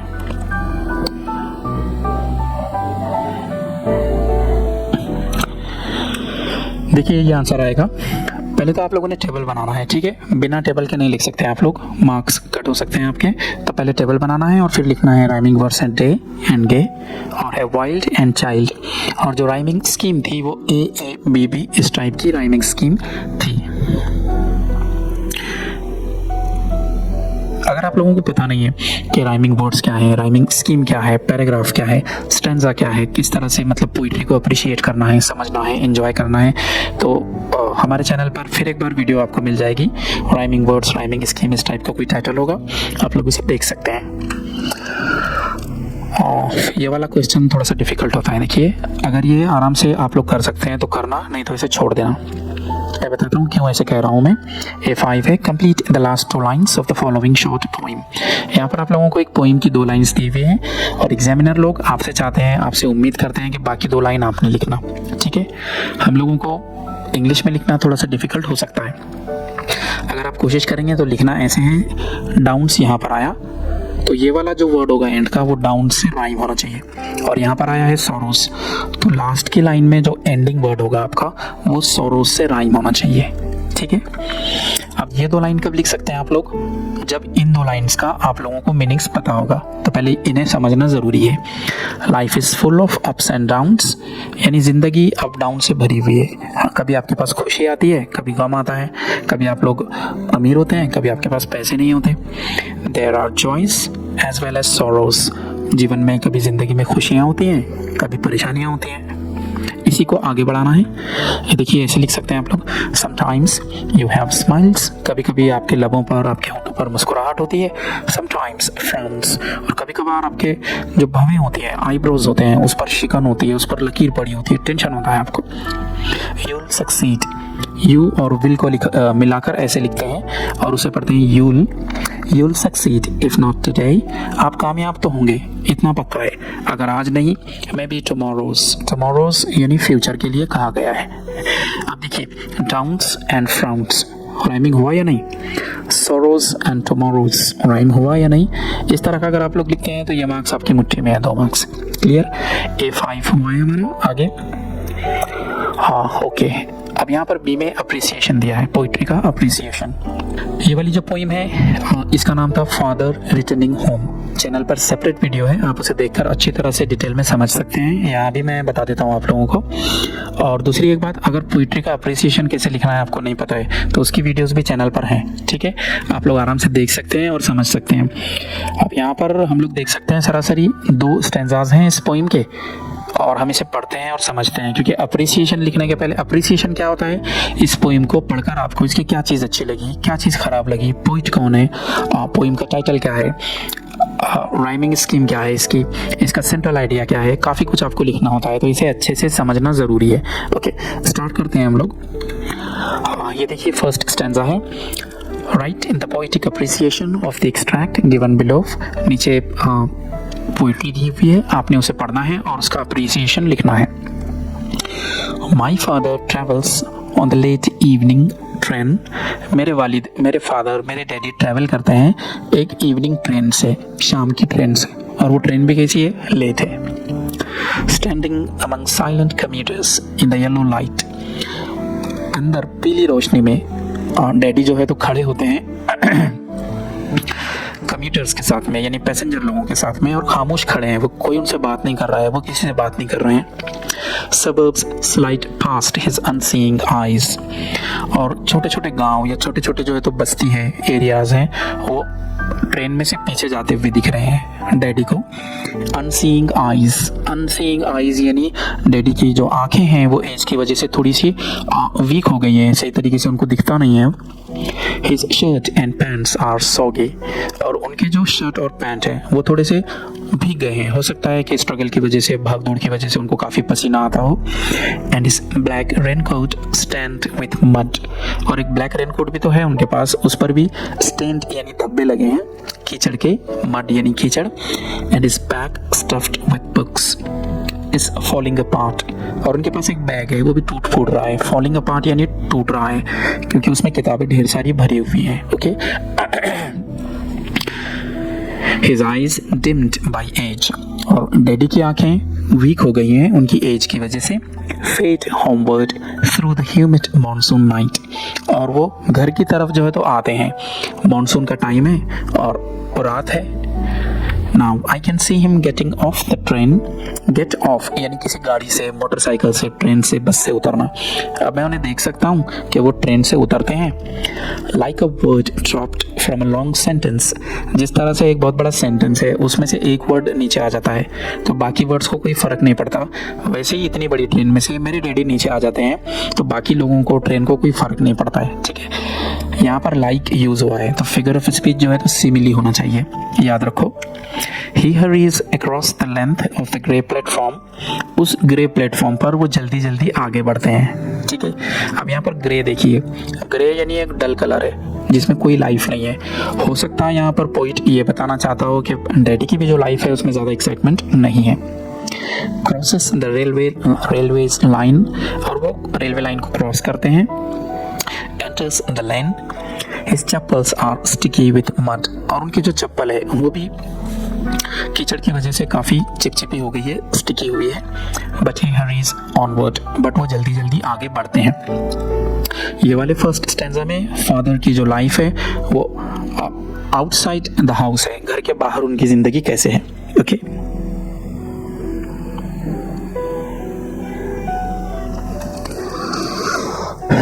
ये वाले सेकंड स्टैंजा में फादर की जो लाइफ है वो घर के अंदर बताया हुआ है, और बाहर तो वो बिल्कुल अकेले से हैं। घर में क्या हाल है, home again I see him drinking weak tea. घर पर भी फिर से मैं उन्हें देखता हूँ पीते हुए वीक टी। किसी ने बिल्कुल गर्मा गर्म चाय नहीं दिया उनको। ठीक है, गर्मा गर्म चाय को आप इंग्लिश में कहेंगे पाइपिंग हॉट टी। किसी ने नहीं दिया, वीक टी पीने मिली उनको, ठंडी चाय। Eating a stale chapati.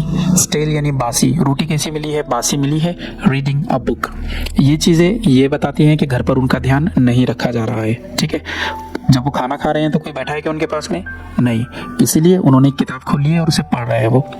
He goes into the toilet to contemplate, और फिर वो टॉयलेट में जाते हैं और वहाँ वो सोच रहे हैं। कंटेम्पलेट यानी खूब डिटेल में कोई चीज़ सोचना। Man's estrangement from a man-made world, वो सोचते हैं कि आदमी कितना दूर हो गया है आदमी की बनाई हुई दुनिया से। यानी हम लोग दुनिया में तो हैं, ट्रेन में हमारे साथ लोग हैं, घर में हमारे साथ लोग हैं, बट फिर भी हम लोग अकेले हैं, भीड़ में भी हम लोग तन्हा हैं, इस तरह से वो कहते हैं। Coming out, he trembles at the sink, और जब वो टॉयलेट से बाहर आते हैं और सिंक पर वो झुके हैं हाथ धोने के लिए शायद, तब वो ट्रेम्बल यानी कँपाते हैं। ये चीज़ ये बताती है कि उनकी एज हो रही है, अब उन्हें फैमिली के लोगों का अटेंशन चाहिए, प्यार चाहिए और केयर चाहिए, बट उन्हें वो मिल नहीं रहा है। The cold water running over his brown hands, और उनके जो हाथ हैं वहाँ से पानी बह रहा है। कोल्ड वाटर यानी ठंडा पानी बह रहा है। A few droplets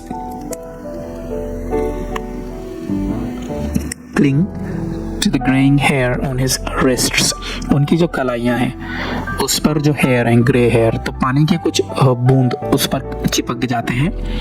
His sullen children have often refused to share, और उनके जो बिगड़े हुए बच्चे हैं, sullen यानी बैड टेम्पर्ड बच्चे हैं, चिड़चिड़े बच्चे हैं, घटिया बच्चे हैं, तो अब वो शेयर नहीं करते बच्चे। Jokes and secrets with him, अपने डैडी के साथ कोई जोक्स शेयर नहीं करते, कोई सीक्रेट शेयर नहीं करते। He will now go to sleep listening to the static on the radio, और अब फादर जो हैं डैडी हैं वो सोएंगे सुनते हुए रेडियो पर कुछ आवाज़ें हैं। ठीक है, रेडियो भी शायद सही तरीके से बज नहीं रहा है। स्टैटिक यानी साउंड्स को वो सुनेंगे। ड्रीमिंग, और सपने देखेंगे। Of his ancestors and grand children, उनके जो पूर्वज हैं उनके सपने, और उनके जो मतलब ग्रैंड चिल्ड्रन हैं उनके। थिंकिंग ऑफ नोमाड्स एंटरिंग अ सब कॉन्टिनेंट थ्रू अ नैरो पास, सोचेंगे वो कि किस तरह से नोमाड्स यानी भटकते फिरने वाले लोग एंटर हुए थे किसी सब कॉन्टिनेंट में एक छोटे से रास्ते से। ओके, यहाँ पर ये पोइम हमारी एंड होती है। आंसर में हम लोग ऐसे लिख सकते हैं, this awesome poem father returning home is written by Dilip Chitre, कि इस अमेजिंग पोइम को लिखा है दिलीप चित्रे ने। दो चीज़ें हम लोगों ने यहाँ पर कवर किए हैं, हम लोगों ने बताए हैं पोइम का नाम क्या है, हम लोगों ने बताई है पोइट का नाम क्या है। The poem is about a father. अब यहाँ पर हम लोग पोइम के बारे में बता रहे हैं, इंट्रोडक्शन है उसका कि एक फादर के बारे में है। Who returns home at night, और वो डैडी वो फादर घर पे लेट आते हैं। The setting of time is dusk, शाम का समय है। And perhaps the season is monsoon, और शायद मॉनसून का सीजन है। And the clothes that our character wears, और हमारे कैरेक्टर ने यानी डैडी ने जो कपड़े पहने हैं। Tell us about his poor status, वो कपड़े हमें बताते हैं कि फादर की इकोनॉमिकल कंडीशन कोई बहुत अच्छी नहीं है। और कैरेक्टर सीम्स वेल एजुकेटेड, ऐसा लगता है कि हमारा जो कैरेक्टर है जो डैडी हैं वो काफ़ी पढ़े लिखे हैं। In the poem imagery has been beautifully used, इस पोइम में इमेजरी को काफ़ी अच्छे से यूज़ किया गया है। इमेजरी असल में क्या होता है, कोई चीज़ लिखी हुई होती है और उसे पढ़कर उस चीज़ का पिक्चर आपके माइंड में आता है, उसे इमेजरी कहते हैं। As we read the poem, the trend just pops up right before our eyes, और जब हम ये पोइम पढ़ रहे होते हैं तो गोया के मान लो कि एक ट्रेन हमारी आंखों के सामने आ जाती है। The narration is simple and the language used is very informal, जो लिखा गया है काफ़ी आसान लैंग्वेज में लिखा गया है और बहुत इनफॉर्मल है, यानी ज़्यादा फॉर्मेलिटीज़ नहीं है उसमें, ज़्यादा बड़ा चढ़ा कर नहीं बोला गया है, बिल्कुल डे टू डे लैंग्वेज है। The second part of the poem shows how recklessly the food is served, और इस पोइम का जो सेकंड पार्ट है उसमें बताया हुआ है कि फादर को घर पे खाने के लिए किस तरह से दिया गया। Looks like the father is lonely at home, हमें ऐसा लगता है कि फादर जो है घर पर भी अकेले हैं, तन्हा है। For us the father's condition is pitiable, हमारे लिए तो फादर की कंडीशन मतलब काबिल रहम है, रहम आता है उनके ऊपर। I believe the message of the poem is the condition of elderly people, मैं मानता हूँ कि इस पोइम का एक मैसेज है क्या मैसेज है कि हमारे जो एल्डरली पीपल हैं उनकी क्या कंडीशन है, their negligence by young ones, और किस तरह से उनको नेग्लेक्ट करते हैं यंग पीपल इज अलार्मिंग। ये बात तो काफ़ी मतलब चौंका देने वाली है। The poem raises a crucial question right before us, और ये कविता हमारे सामने एक सवाल खड़ा करती है, how should we treat our elders, किस तरह से हमने अपने एल्डर्स को ट्रीट करना चाहिए। So I think one must really go through this awesome poem. मुझे लगता है कि भाई बंदे ने इस पोएम को एक बार तो ज़रूर पढ़ना चाहिए। ठीक है, इस तरह से आप लोग पोइटिक एप्रिसिएशन लिखेंगे। काफ़ी कुछ पॉइंट्स इसमें आ गए हैं। पोइम का नाम, पोइट का नाम, हम लोगों ने लिखा है इसका मैसेज, हम लोगों ने लिखा है हम क्या सोचते हैं। तो फर्स्ट स्टैंजा किस बारे में है, सेकंड स्टैंजा किस बारे में है, पोइम की थीम क्या है। ठीक है, काफ़ी कुछ लिखा है। तो क्वेश्चन नंबर 3 यहाँ पर हमारा कंप्लीट होता है। ओके, तो dear students, section 3 writing skills जो है 16 मार्क्स के लिए, यहाँ पर देख सकते हैं आप लोग 16 लिखा है। हम लोग क्वेश्चन नंबर 4 देखते हैं। Complete in the activities as per the instructions given below. As per the instructions यानी जैसे कि आप लोगों को कहा गया है वैसे ही आप लोगों ने करना है। ये है attempt any one of the following activities. तो 4 मार्क्स के लिए आप लोगों को या तो ड्राफ्टिंग वर्चुअल मैसेज बनाना है या और भी ऑप्शंस हो सकते हैं। यहाँ पर देख सकते हैं आप लोग ड्राफ्टिंग वर्चुअल मैसेज और स्टेटमेंट ऑफ पर्पस और ग्रुप डिस्कशन। तो अगर आप लोगों को ड्राफ्टिंग वर्चुअल मैसेज कैसे बनाते हैं ये सीखना है तो ये वीडियो भी चैनल पर है। अगर आप लोगों को देखना है कि ग्रुप डिस्कशन किस तरह से होता है तो काफ़ी डिटेल वीडियोस मेरे चैनल पर यहाँ पर हैं। हम लोग क्या करेंगे, हम लोग सीधे सीधे करते हैं ड्राफ्टिंग वर्चुअल मैसेज 4 मार्क्स के लिए, क्योंकि सबसे सिंपल यही है। मैं सजेस्ट करूंगा, मैं कहूँगा कि आप लोग क्वेश्चन को ध्यान से पढ़ें, क्योंकि आंसर में क्या लिखना है उसकी डिटेल कहाँ से मिलती है, आपको क्वेश्चन से मिलती है। Clear? You think of attending a program on environment protection at your college. आप सोच रहे हैं कि मुझे एक प्रोग्राम अटेंड करना है कॉलेज में। क्या है प्रोग्राम?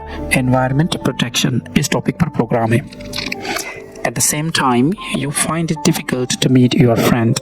लेकिन साथ में आपको थोड़ी दिक्कत हो रही है क्योंकि आपका एक दोस्त है, उससे भी मिलना है आपको, which you have promised, और आपने उस दोस्त से प्रॉमिस कर रखा है कि भाई मैं तुझसे मिलूंगा। Write a message to your friend convincing about the same. तो फिर अब अपने दोस्त को एक मैसेज लिखो कि यार स्कूल के अंदर एक प्रोग्राम है जिसका नाम है एनवायरनमेंट प्रोटेक्शन, मुझे वो अटेंड करना है, तो मैंने जो प्रॉमिस किया था I feel sorry for that, और मैं फिर कभी तुमसे मिल लूँगा लेकिन मैं अभी नहीं आ सकता। Draft this message in about 100 to 150 words. 100 से 150 वर्ड्स में आप लोगों का मैसेज होना चाहिए। स्पेसिफाइंग यानी बताते हुए your own benefits to attend the programme. आप लोगों को ये बताना है कि ये प्रोग्राम मेरे लिए कितना ज़रूरी है, कितना फ़ायदा होगा मेरा इस प्रोग्राम से। ओके, तो मोटी मोटी क्या बातें हैं, दोस्त को बताना है कि आप नहीं आ सकते, आपको बुरा लग रहा है, आप इसलिए नहीं जा सकते कि कॉलेज में एक एनवायरनमेंट प्रोटेक्शन प्रोग्राम है। 100 वर्ड्स के आसपास आपका मैसेज होना चाहिए। हम लोग देखते हैं आंसर। ये देखिए बढ़िया सा आंसर है। सबसे पहले आप लोग डेट लिखेंगे, जैसे यहाँ पर लिखी है 15 ऑफ सितंबर। कितना है सितंबर? 15 2022 10 AM। फिर आप लोग टाइम लिखेंगे रोहित। बिल्कुल सिंपल रखना है आप लोगों ने, dear Rohit, my dear Rohit, respected Rohit, छोड़ दो सब। आगे लिखेंगे आप लोग there is this programme environment protection in our college, के अब ये प्रोग्राम है देखो एक एनवायरनमेंट प्रोटेक्शन का हमारे कॉलेज में। I had promised to meet you, कि मैंने वादा तो कर रखा था, प्रॉमिस तो मैंने कर रखा था तुमसे मिलने का, but I also want to attend this programme. लेकिन यार मुझे ये प्रोग्राम भी तो अटेंड करना है। This programme is absolutely important for me, और ये प्रोग्राम मेरे लिए काफ़ी मायने रखता है, काफ़ी अहम है। In our colony there is going to be a programme on environment protection. हमारी कॉलोनी में भी ऐसे ही एक प्रोग्राम होने वाला है एनवायरनमेंट के ऊपर, and I want to represent it, और वो प्रोग्राम मुझे करना है। ओके, मैं उसका मतलब रिप्रेजेंटेटिव हूँ। So this lecture matters for me a lot. तो ये प्रोग्राम, ये जो लेक्चर्स होंगे ये मेरे लिए बहुत इंपॉर्टेंट है, समझो। I am sure I learn a lot of things attending this programme, और मुझे पक्का भरोसा है कि अगर मैं ये प्रोग्राम अटेंड करूँ तो मैं काफ़ी कुछ इससे सीख सकता हूँ। Maybe we will meet later. Thanks. हुआ तो हम लोग बाद में फिर कभी मिल लेंगे। थैंक्स जावेद, यहाँ पर जो मैसेज सेंड कर रहा है उसका नाम है। इस तरह से आप लोग वर्चुअल मैसेज बना सकते हैं। अब देखिए बी है, बी भी सेम वैसे ही है, यानी कि 4 मार्क्स के लिए आप लोगों को 1, 2 और 3 तीन चीज़ें यहाँ पर दी हुई हैं। कोई चीज़ एक चीज़ आप लोगों ने पिक करना है, चुनना है। अब देखिए पहले वाला है ईमेल राइटिंग, या जो उसके बाद है रिपोर्ट राइटिंग, या जो उसके बाद है इंटरव्यू क्वेश्चंस। तीनों चीज़ें अपने channel JFE Javed English for you पर है। आप जो भी चाहें सीख सकते हैं, तीनों चाहे तो तीनों सीख सकते हैं। ओके, हम लोग फिलहाल के लिए देखते हैं किस तरह से लिखते हैं ईमेल। तो हम लोग बी करते हैं 4 मार्क्स के लिए ईमेल राइटिंग। सबसे पहले क्वेश्चन को ध्यान से पढ़ना है, क्योंकि यहीं से हमको आंसर का काफ़ी कुछ पार्ट मिलता है। You have planned a family trip to south India. आपने एक फैमिली ट्रिप प्लान किए हैं, साउथ इंडिया जाना है आपको। You need a leave for 8 days, और आपको 8 दिन की छुट्टी चाहिए। Write an email in a proper format with all its supporting details. तो फिर एक ईमेल लिखो बिल्कुल सही फॉर्मेट में, और उसमें काफ़ी कुछ डिटेल आप लोगों ने देना है सपोर्ट के लिए। You wish to include to convince, जो आप उसमें मिलाना चाहते हैं ईमेल में डिटेल, ताकि आप समझा सको, ताकि आप कन्विंस कर सको। And get your leave approved, और आप अपनी छुट्टी सैंक्शन करवा सको। 100 to 150 वर्ड्स में आप लोगों ने ये ईमेल लिखना है। क्लियर? ये देखिए बढ़िया सा आंसर। सबसे पहले आप लिखेंगे TO2, और फिर भी उसके बाद में जो भी अगले बंदे का ईमेल एड्रेस है, जैसे यहाँ पर एक इमेजिनरी एड्रेस हम लोगों ने लिखा है पाटिल सर 9595। आप चाहे तो इसके आगे @gmail.com भी कर सकते हैं।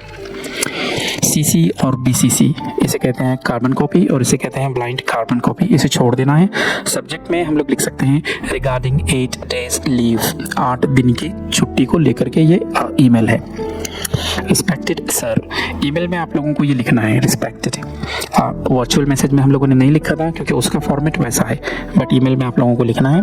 आगे मेंशन कर रहे हैं आप, एज मेंशन्ड अबव, जैसे कि मैंने ऊपर बताया हूँ यहाँ पर।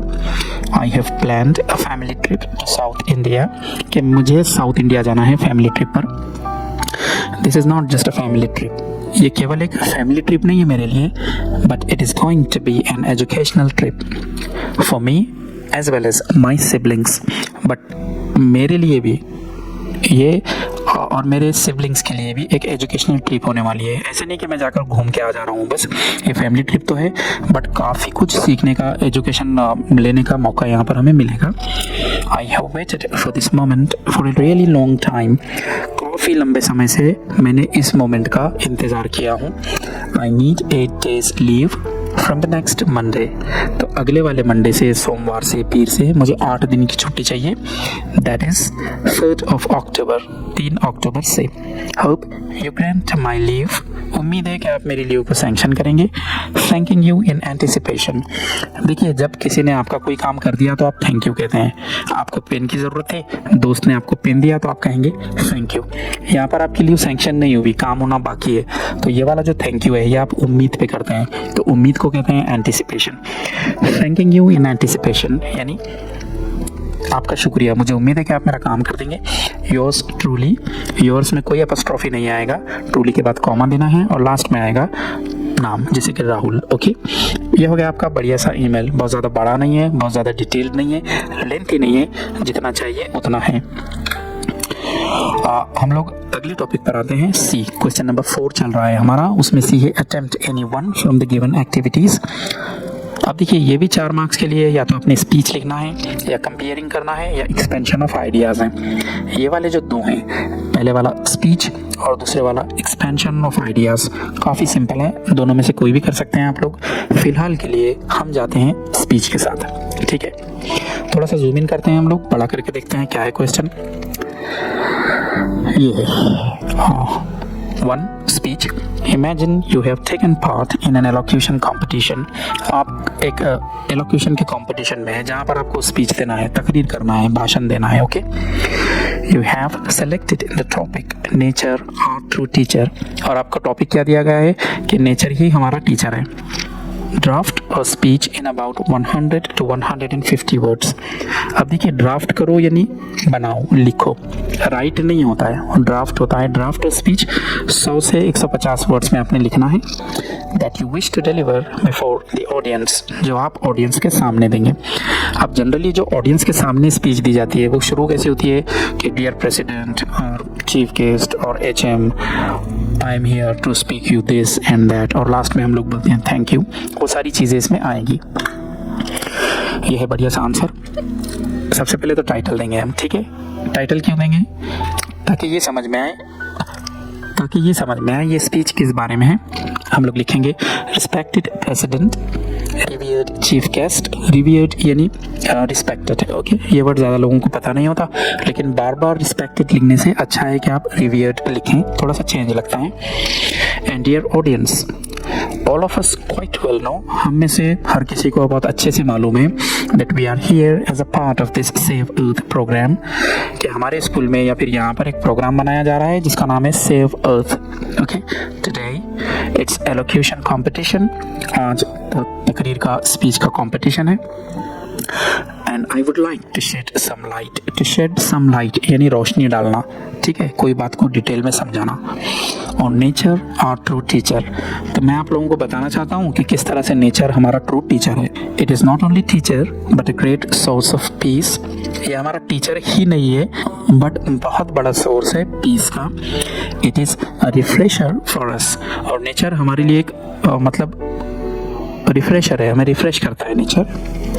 Honeybees teach us a lesson that slow and steady wins the race. Nature में आप लोग देखेंगे तो हनी बीज मिलेंगे आपको, शहद की मक्खियाँ।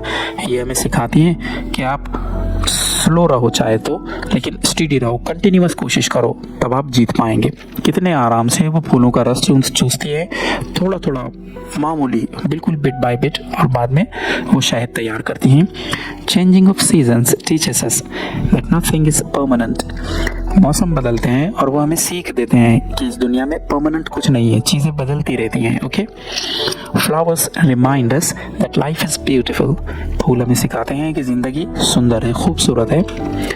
आगे लिखा है हम लोगों ने, the company of thorns with roses remind us, साथ है कांटों का फूलों के, यानी फूल के साथ कांटे हैं। ये हमें सिखाते हैं that no one is perfect, कि कोई भी परफेक्ट नहीं है।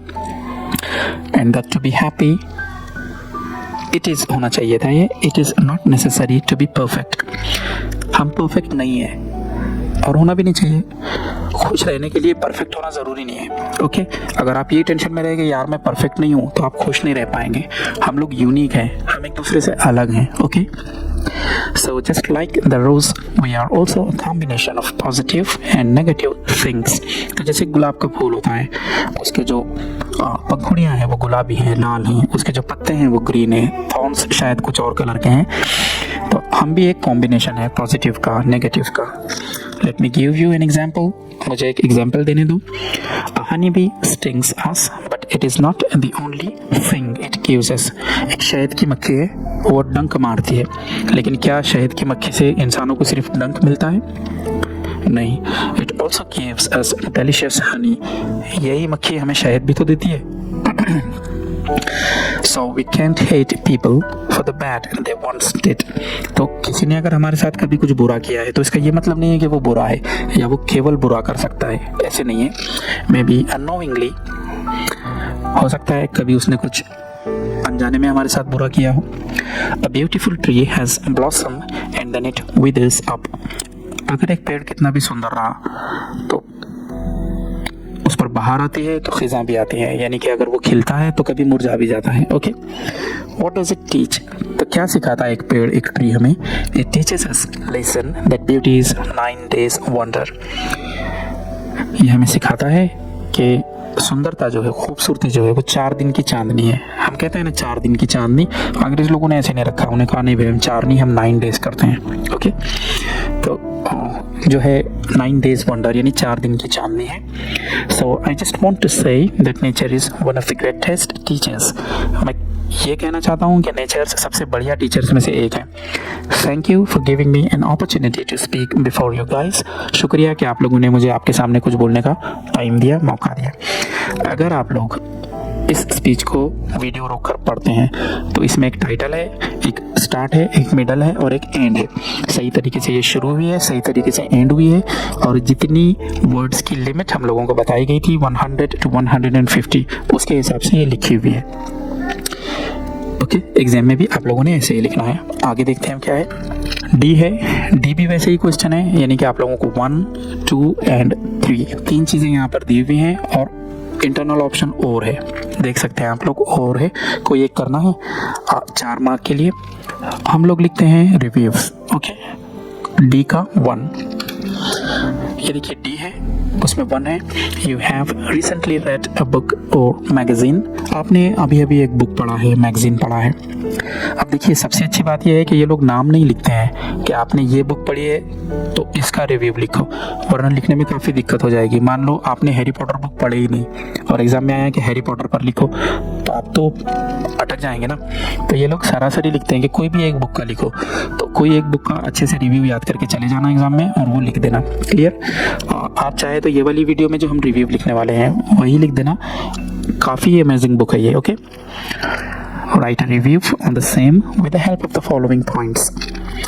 जो बुक आपने पढ़े उसी पर रिव्यू लिखो, नीचे कुछ पॉइंट्स दिए हुए हैं, 4 पॉइंट्स हैं, उनकी हेल्प लेकर 100 to 150 वर्ड्स में होना चाहिए। जैसे कि आपको बताना है आपने जो किताब पढ़े उसका टाइटल क्या है, उसमें क्या सब्जेक्ट है, क्या स्टोरी है, क्या मालूमात दी हुई है उसमें, वो बुक की लैंग्वेज कैसी थी, लिखने का स्टाइल कैसा था, ऑथर का सिंपल था या बहुत डिफ़िकल्ट था या बोरिंग था, उस किताब के क्या फीचर्स हैं, क्या खास बात है, हाँ, उसे पढ़कर क्या फ़ायदा हो सकता है आपको, स्टूडेंट्स को बेनिफिट लिख सकते हैं आप लोगों के। तो सर हम स्टार्ट करते हैं। मैं आप लोगों को एक बात बता देता हूँ कि ये जो क्वेश्चन है, तो रिव्यू, ब्लॉग और अपील, तीनों चीज़ें कैसे लिखना है चैनल पर उसकी ढेर सारी वीडियोस हैं, आप लोग देख सकते हैं और सीख सकते हैं। फिलहाल के लिए हम लोग रिव्यू लिख रहे हैं। ये देखिए आंसर में हम लोगों ने लिखा स्वामी एंड फ्रेंड्स, ये एक किताब का नाम है, ओके। तो हम लोगों ने उसे सेंटर में लिखा और अंडरलाइन कर दिया। एग्जाम में भी जब आप लोग रिव्यू लिखो तो जो आंसर की हेडिंग है उसे पेज के बीच में लिखकर उसे अंडरलाइन कर देना, थोड़ा सिस्टमैटिक दिखता है, ओके। स्टार्ट करते हैं हम लोग। The title of the book is Swami and friends. हम लोगों ने बताया कि भैया मैंने किताब पढ़ा था तो उसका नाम था Swami and friends. This wonderful book is written by R.K. Narayan, और इस अमेजिंग किताब को किसने लिखा है? R.K. नारायण ने। 2 लाइन में 2 बातें बता दी हमने, टाइटल ऑफ द बुक और राइटर ऑफ द बुक।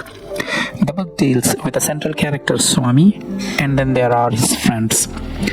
इस किताब में एक कैरेक्टर है स्वामी और बाकी लोग उसके मतलब फ्रेंड्स हैं।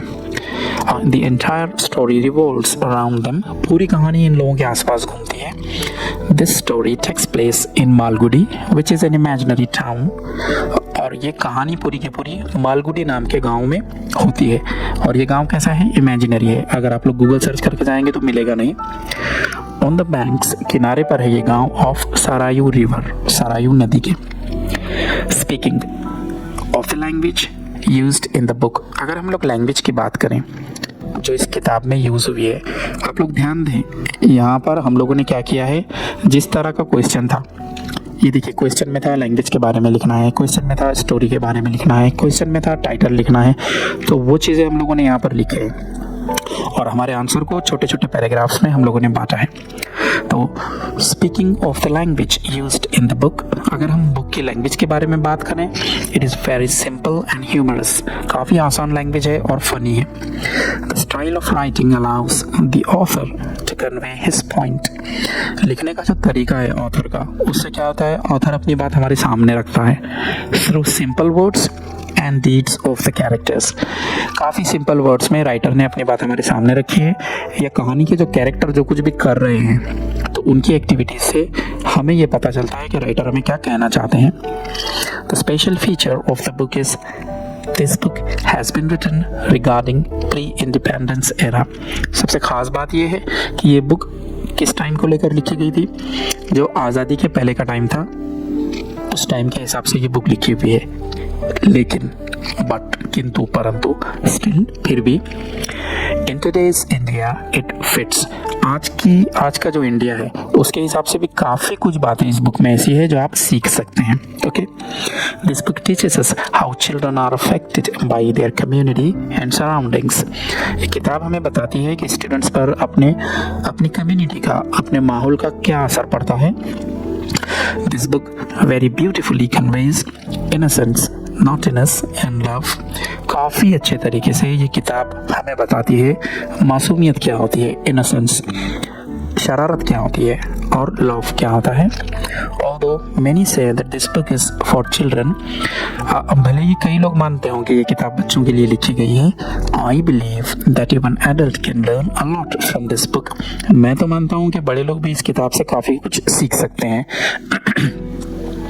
Humor and wit, यानी जो हंसी मजाक है और जो अक्लमंदी की बातें हैं, मेक दिस बुक इंटरेस्टिंग, इस किताब को काफ़ी इंटरेस्टिंग बनाते हैं। And it is through this humour that the writer has been able, और इस हंसी मजाक के ज़रिए जो राइटर हैं वो इस काबिल हो सके हैं to convey important messages, कि वो काफ़ी important मैसेज हमको दे सकें। Otherwise we would have gotten bored, नहीं तो हम ये किताब पढ़ के बोर हो जाते थे। बट राइटर ने एक स्पेशल स्टाइल में इसे लिखा है, ह्यूमर है इस किताब के अंदर, फन है, तब हम बोर नहीं होते। ओके, काफ़ी कुछ इस बुक के बारे में इंफॉर्मेशन हम लोगों ने यहाँ पर दी है। तो यहाँ पर हमारा क्वेश्चन नंबर 4 कंप्लीट होता है।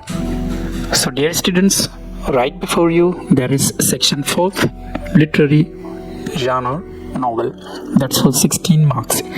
क्वेश्चन नंबर 5 है ए, हम लोग जूम इन करते हैं, बड़ा करके देखते हैं। Complete the activities as per the instructions given below, नीचे इंस्ट्रक्शंस दी गई हैं उसके हिसाब से आप लोगों ने एक्टिविटीज को पूरा करना है। ओके, 1 है rewrite the given sentences by choosing the correct alternative given in the brackets. 4 में से कोई एक ऑप्शन आपने चुनना है, MCQ है। ओके, फर्स्ट है द वर्ड नोवेला ओरिजिनेटेड यानी ये कहाँ से बना है, कहाँ से हमारे पास आया है नोवेला ये word, from the dash word novel, a type of pros fiction. French से आया है, इटालियन से आया है, अमेरिकन से आया है, मैक्सिकन से आया है। आप लोग लिख सकते हैं first the word novella originated from the Italian word novel is a type of pros fiction. Italian ये वर्ड सही है, लेकिन ये लिखने के लिए आपको पूरा सेंटेंस लिखना कंपलसरी है, नहीं तो मार्क नहीं मिलेगा। ओके, सेकेंड है the psychological novel presents the dash of the protagonist.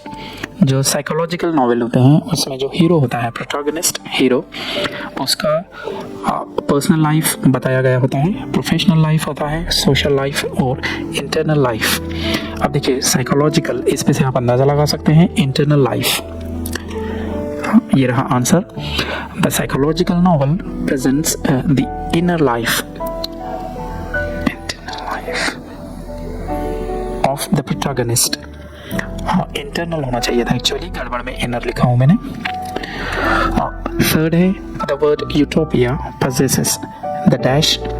अब देखिए यूटोपिया का मतलब होता है एक ऐसी दुनिया जहाँ पर हर चीज़ आइडियल है। हर चीज़ कैसी है? बिल्कुल आइडियल है।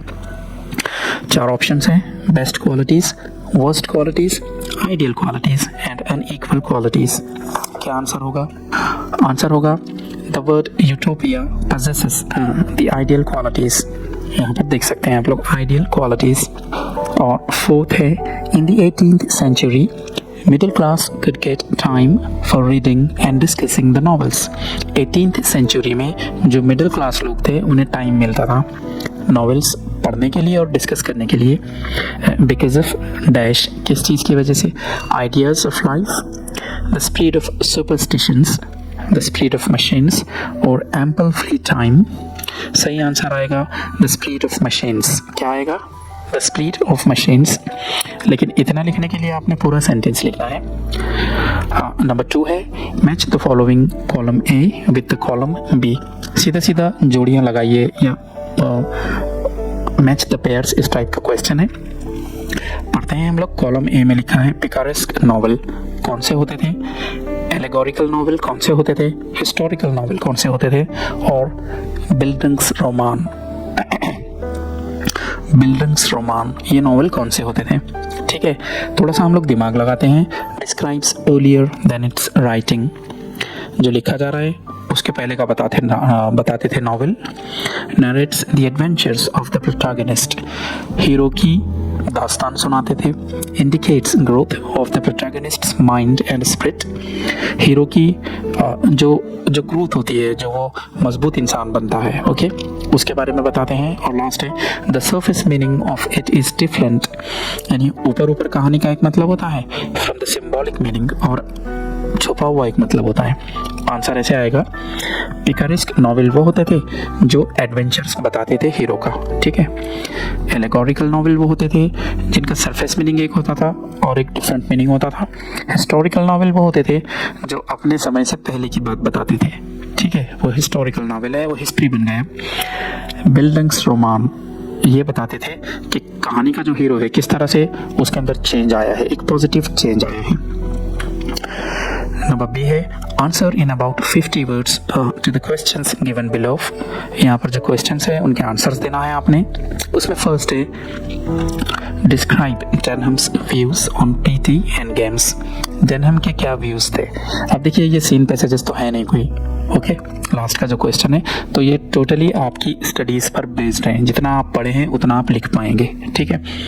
अभी फिलहाल मैं बता देता हूँ कि डेनहम इनकी क्या सोच थी। I think Denham did not approve the pattern of PT and games. मुझे लगता है कि उन्हें PT और गेम्स का उस स्कूल में जो पैटर्न था वो पसंद नहीं आया था।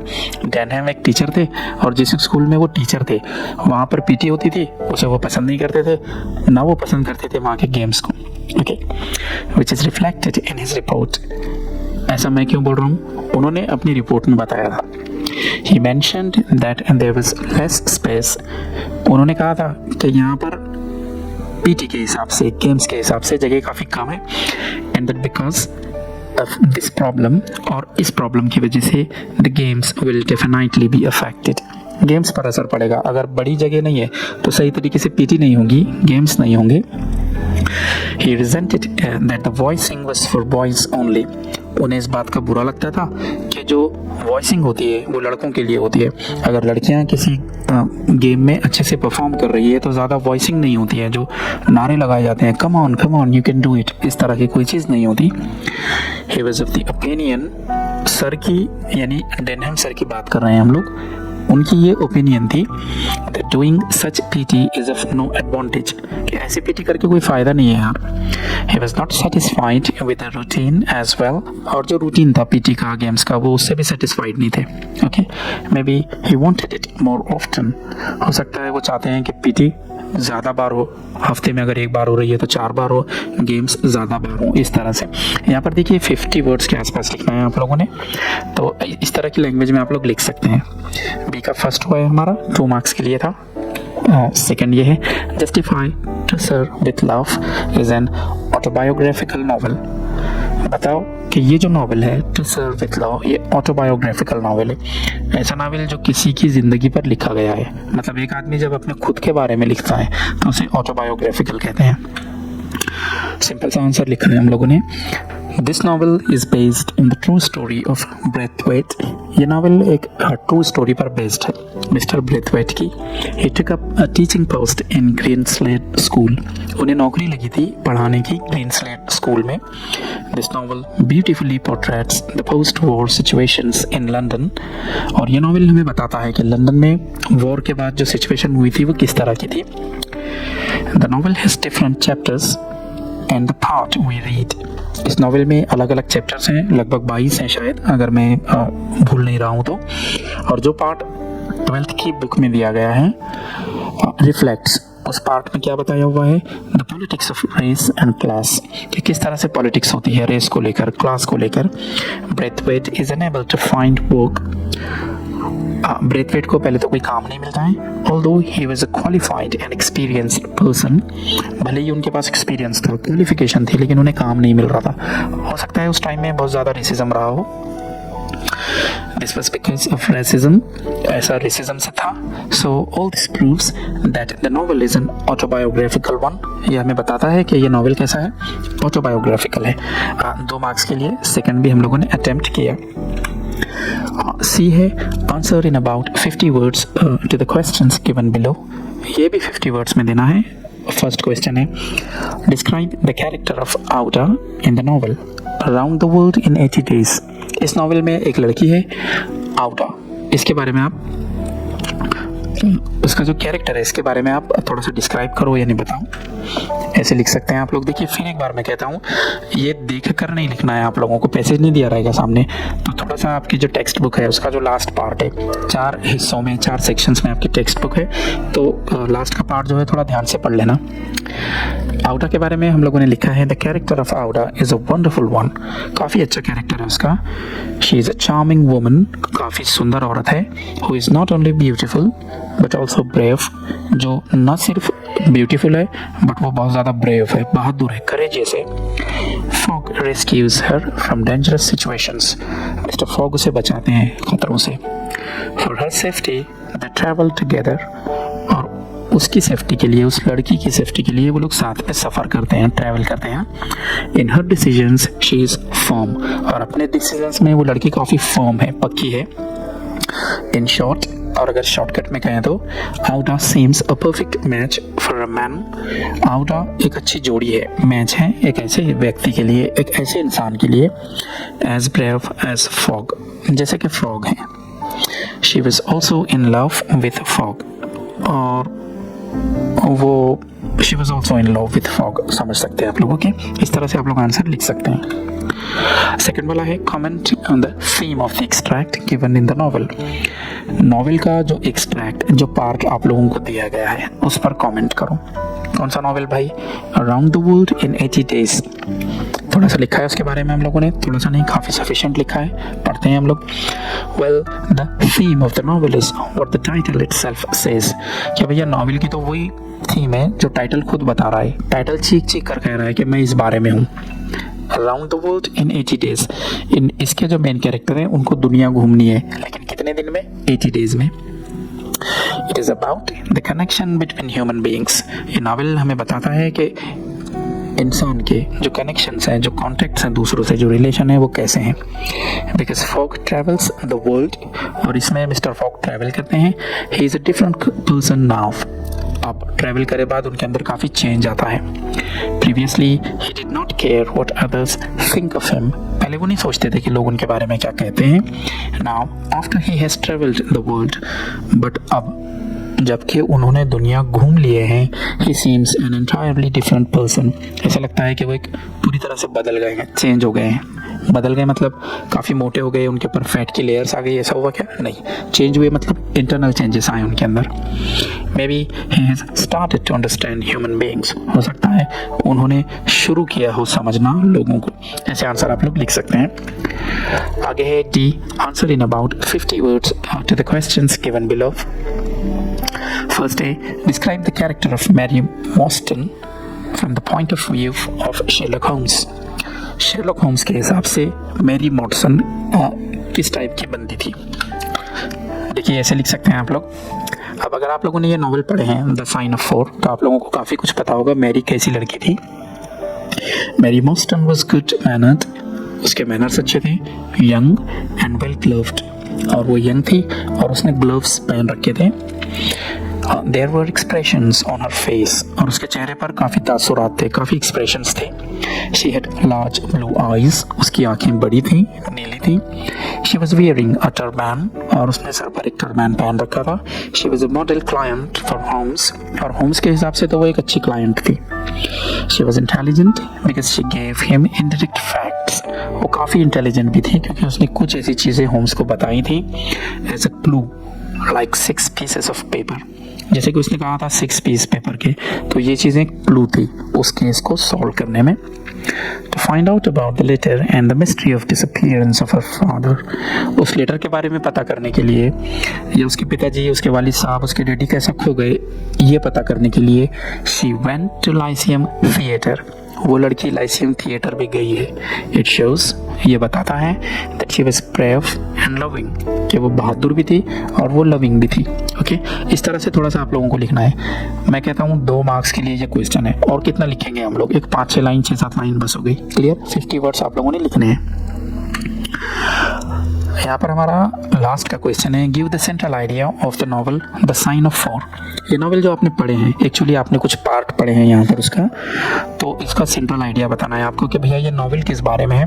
From the extract given in the text, आपकी 12वीं की 12th की बुक में जो एक्सट्रैक्ट दिया है, जो पार्ट दिया है, उसके हिसाब से आपको बताना है कि नॉवल द साइन ऑफ 4 किस टाइप का है। ऐसे लिख सकते हैं आप लोग, on the basis of extract given in the book में दिए गए एक्सट्रैक्ट के हिसाब से we can say that the central idea of the novel is, हम कह सकते हैं कि नॉवेल का जो सेंट्रल आइडिया है वो क्या है, the disappearance of Mary's father, Mary के फादर किस तरह से डिसअपीयर होते हैं उस बारे में है, and this the create behind the disappearance, और उनके गायब होने के पीछे जो लालच है वो किस तरह से काम करती है, and the evil that was with that treasure, और जो खजाना जो गायब किया गया था उसके पीछे क्या ईविल था, क्या शैतानी छुपी हुई थी उसके पीछे। The central idea of the novel is, और नॉवेल का आइडिया क्या है, as you sow so shall you reap, जैसा करोगे वैसे भरोगे।